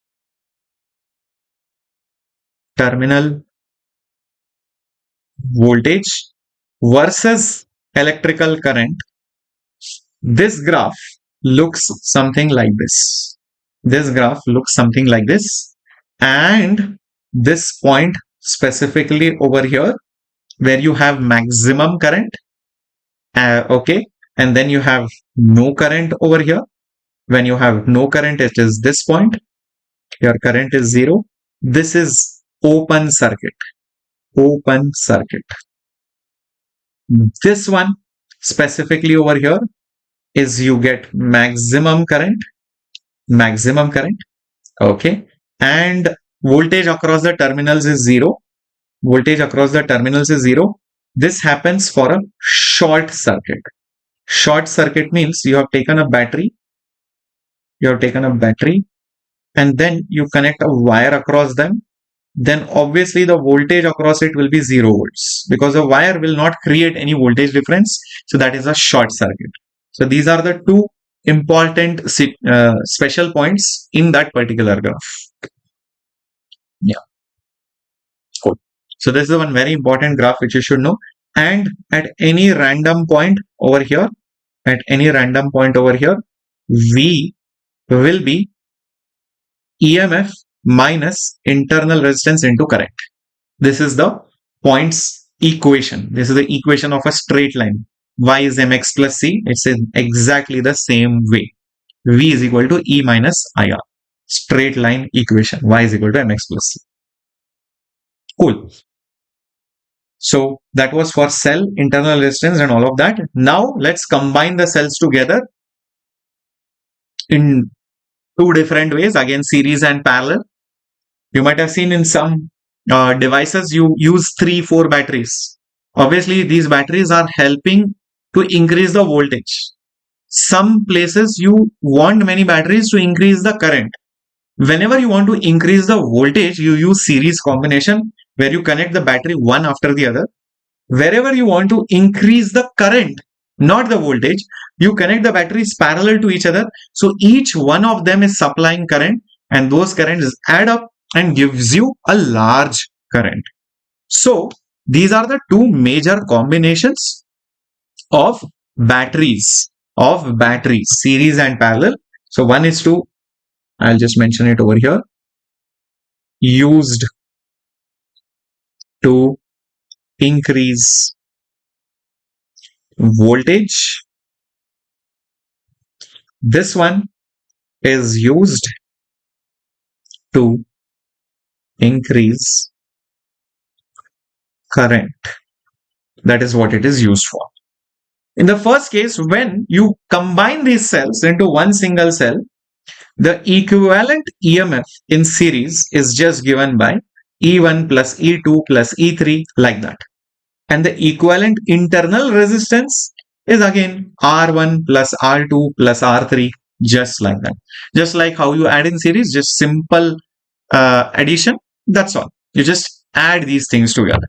And also, let me remind you, as you're watching this class, apart from liking and subscribing, you can see there is a link which has been shared for all the important, your PDFs, important resources for your upcoming CBSE preparation. The link is there in the description box as well as the pinned message right over there. Use that link and download all those PDFs because they contain some really good questions which you can use for practice. So please use those question banks. It's absolutely free of cost. So if you are already in Vedantu, you don't even have to do much. You can just click on the link and there you get it. But if you are not in Vedantu, create your free account and download all this material. So when you create your account in Vedantu, there is a huge opportunity for all of you to use all the free resources that we give you at this particular platform. Okay, cool. Right. Last one is parallel combination. And in parallel combination, the equivalent resistance is just like parallel resistor. So 1 by Rp is 1 by R1 plus 1 by R2. But if you talk about equivalent EMF in parallel, it looks something like this. You show a big denominator. You write E1 by R1 plus E2 by R2 on the top. And below, you write 1 by R1 and 1 by R2.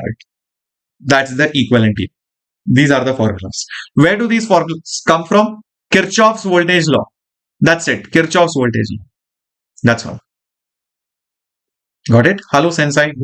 Nice to see you after a long time. I hope you're doing well and I hope you are fine too. Right. Let's do some questions. Two cells with same EMF but having two different internal resistances are connected in series to an external resistor. What is the value so that the potential difference across the first cell becomes 0? Okay, let's try to do this question by first drawing the diagram. So there are two batteries with some internal resistance R1 and R2.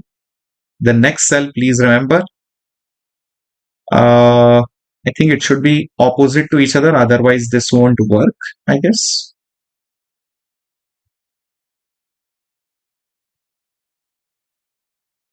This was asked in the NEET exam also. You're connecting it to some external resistance like this. I think this should be the diagram. Yeah. Perfect. Yeah, this is how the diagram looks like.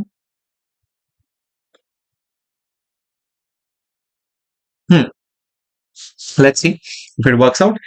So we want that the potential difference across the first cell to be 0. This is basically voltage across the first cell and we want it to be 0. So we'll keep that aside. Okay, join the class late, no problem. You can watch the replay later on. Kept always Masa. Yes, Vishnu, Priyan and my dear students will be coming to Chennai and Hyderabad very soon. I'm right now in Pune. And after that, I'll be coming to Bangalore to take your marathon, especially for your marathon on Sunday. I'm coming to Bangalore. And after that, I'll be traveling to Hyderabad to meet all of you and then to Chennai. So if you are somewhere around Chennai and Hyderabad, or in Chennai and Hyderabad. I would definitely love to meet all of you. There will be some amazing things, some goodies, free sessions, strategies, so many things that will be given. You will not just get to meet us, but also experience some of the amazing classes which we'll be conducting. Time, date, venue, place, everything will be given to you very soon. Let me first book the tickets, everything. Hall and all, we don't have to book, hopefully. Yeah, we are going to do it in the center itself. Yes. So you have to not just come, but also get your friends. Yeah. You have to get your friends also. Yeah. It's like a party. It's like a celebration. It's like a, yeah, it's like a event for all of you. So you have to be there. Okay. Capto, will that be enough for conceptual scale board sessions? Yes, definitely. Definitely. Okay. So first of all, what is the equivalent EMF? Equivalent EMF, that will be basically E1 minus A2. What is the equivalent internal resistance? That will be R1 plus R2. What is the total resistance? Because they are in all in series, so it will be R1 plus R2 plus R. What will be the current in the circuit? Correct? There will be some current which will be flowing in the circuit. That current will be the equivalent EMF upon the total resistance. So it will be E1 minus E2 on your R1 plus R2 plus R. Okay. Now, as per the given information, the V1 value should be 0. Now, what is V1? V1 is nothing but E minus I R1. This is itself given to be 0. Therefore, 0 is equal to E minus I R1. So, shifting things on the other side. So, E will be equal to I times of R1. But current, we have just found it out. Oh, both the currents EMFs are not going to be opposite then, because E minus E will then become 0. I think I have done it wrong. Let me just correct it right in front of you.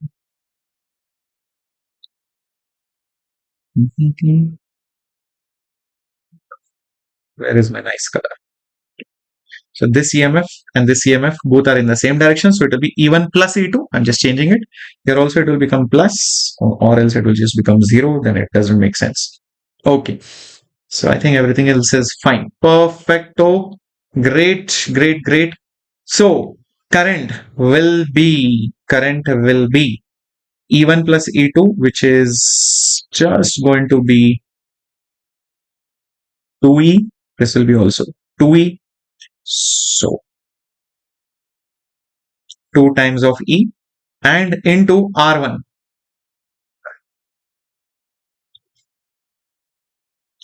R1 plus R2 plus R, and this is R. Is this fine? Everybody understood till this point?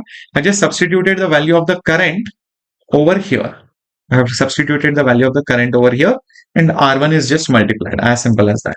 E will get cancelled, so cross multiply. So it will become R1 plus R2 plus R will be equal to 2 times of R1. So take it on the other side. So capital R will become 2R1 minus R1 is R1 minus R2. That's it. That's the answer. Capital R is R1 minus R2. How to guess the signs and the directions? Ideally speaking, they should give that two cells are in the same direction. So that was the missing information. So I just assumed it to be in opposite directions, but then I saw E and E will cancel out. Then the problem only will become invalid. So on the spot, I changed the direction because I'm a teacher. Otherwise, as a student, I'll be like, the direction is not given. I'll demand bonus for it. Okay, cool. Yeah. So usually, I mean, they will give it. I mean, usually they should give it, whether they are in the same direction or they are in the opposite directions. Yes. ಎಲ್ಲ ఉంది ತಾನು revision ఇక్కడ Hindi Andhra Telangana Vivek ಇದುರಿ concentrate ಮಾಡಿ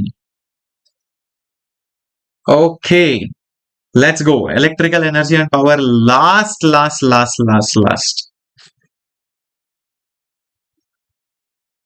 concept. Okay.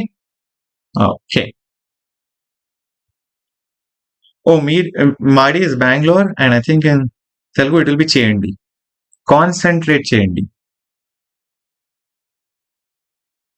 Yes. Okay, so electrical energy and power. What is the last concept? So we know that resistors take away the energy. Resistors lose that energy in the form of heat. Any device which you deliver power or electrical energy, it will lose it in some or the other form: heat, light, sound, etc. Correct. So if you have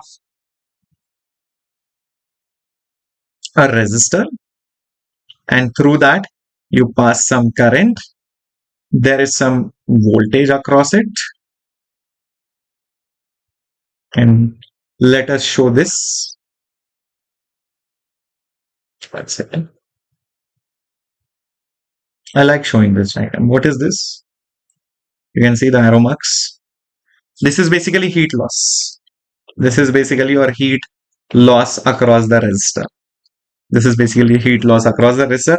So the heat loss across the resistor, or the power loss across the resistor, is given by one of these formulas. Either you write voltage into current, or you write current square into a resistance, or you write V square by resistance. Any of these things will work. Any of these formulas will work. Okay. All right. So that is the power loss across the resistance. If the question is on heat loss is the power loss multiplied by the time. It is power loss multiplied by the time, because heat is joules, power is joules per second. So joules per seconds into the seconds will give me the joules of energy lost. Correct. One more formula which nobody tells you is this for a battery. Many people do not know this. If there is a battery, and the current is coming out of the battery or going inside the battery, so the battery is either supplying the power or consuming the power. So if the current is coming out, then the cell supplies. But if the current is coming in, then power is supplied to the cell.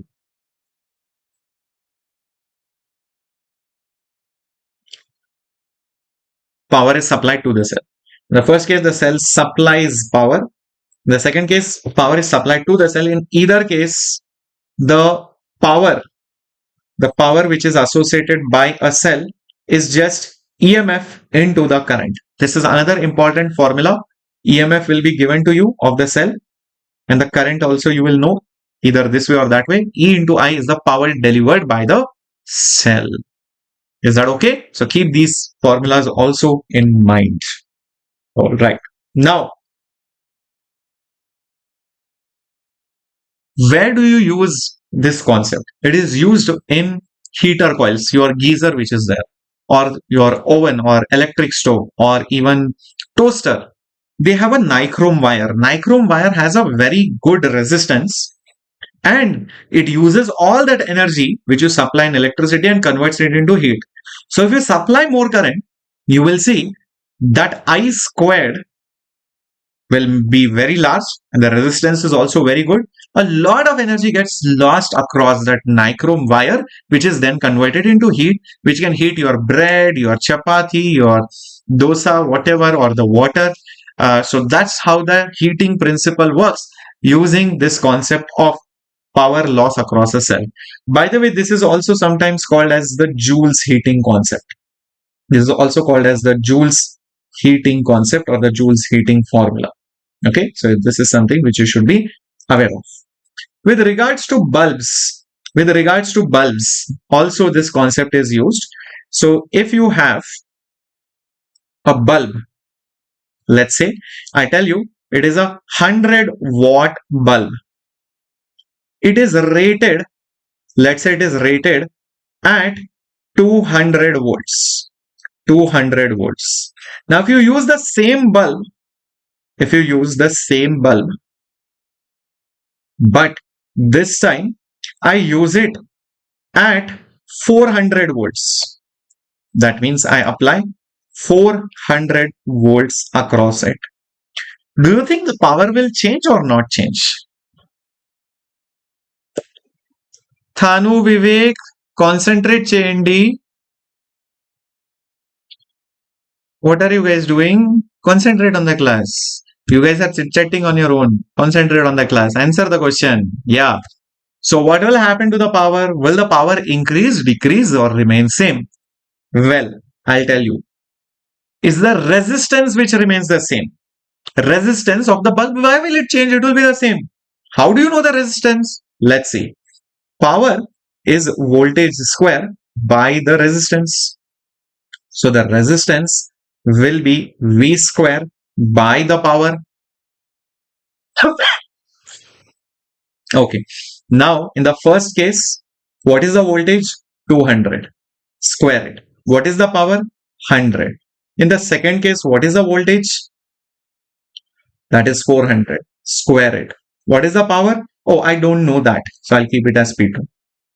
So if you just want to calculate the resistance, you can do that also. So 200 square by 100. 2 square is 4. So 2 zeros will cancel. 2 zeros will remain. So it will become 400 ohms is the resistance, but we don't want the resistance. We just wanted the new power. So the P2 value will be 400 by 200 whole square and into 100. Just check this out. 2 square is 400. So I think it is coming out to be 400 watts. Is it coming out to be 400 watts? So the new power will be 400 watts. So whenever they give you a bulb related question, they will always tell you initial power and the voltage at which it has been calculated. Because if you change the voltage, the power will also change. So using the power and the voltage, you can always find the resistance, and it's the resistance which remains the same.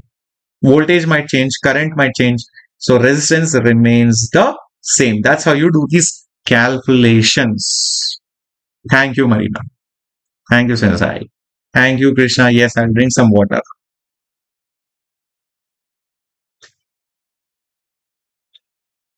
That is what has been given over here. Let's see if you guys can solve this question. There is some voltage which is applied between the two ends of a metallic wire. If the length of the wire is halved and the radius of the wire is doubled, the rate of heat development in the wire will be how much? Think. Constant voltage is applied. Length of the wire is halved. Radius of the wire is doubled. Radius of the wire is doubled. Length of the wire is half. The rate of the heat developed will be. See, we all know resistance is rho L by A. So if you change the length of the wire is half. You made the numerator half. But area, the formula is nothing but pi r square.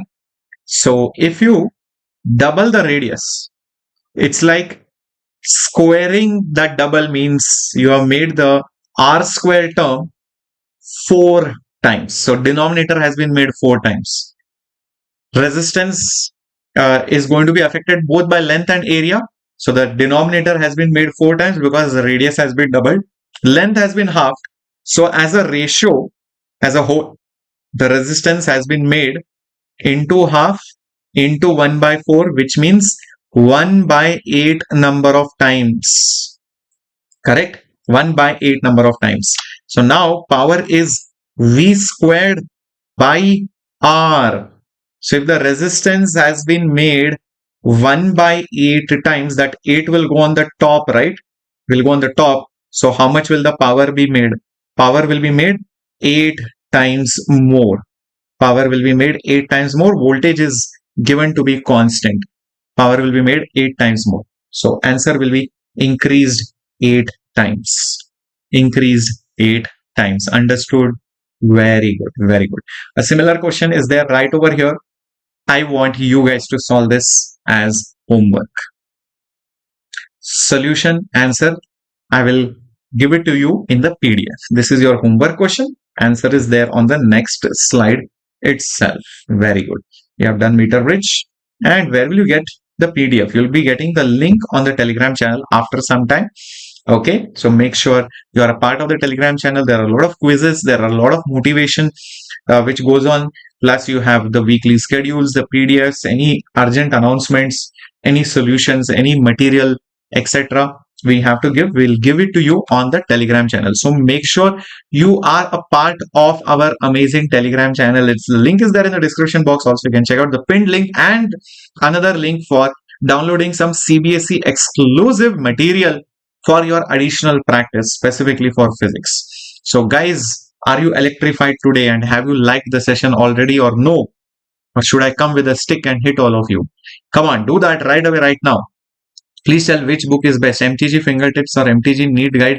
I would say go with Fingertips. Don't go with anything else. It is a standard book and it is good. Okay, cool. Current electricity done and dusted. I would say comment electrified in the comments below. We have gone from the scratch. We have covered all the concepts properly without any hurry. We have done these things. We have done some problems. Additional problem practice obviously we'll have after your board exams. Don't worry about it. If you're wondering, sir, I wanted more PYQs. Don't worry, it will come. But let's at least understand the concepts. Thank you so much for commenting below. Thank you so much for liking. Thank you so much for subscribing. All the best. I'll be seeing you very soon for derivations and then question practice tomorrow, and then leaked paper day after tomorrow, and then marathon formula sessions, etc. on Sunday and Monday. Right, that's what it is going. Thank you, Thanu, so much. Thank you, Ami. Thank you, Rocky, Krishna. Thank you so much, Sensei. Thank you, Bharat. Thank you, Prasanna. Thank you. Glad to know all of you and your names. I would love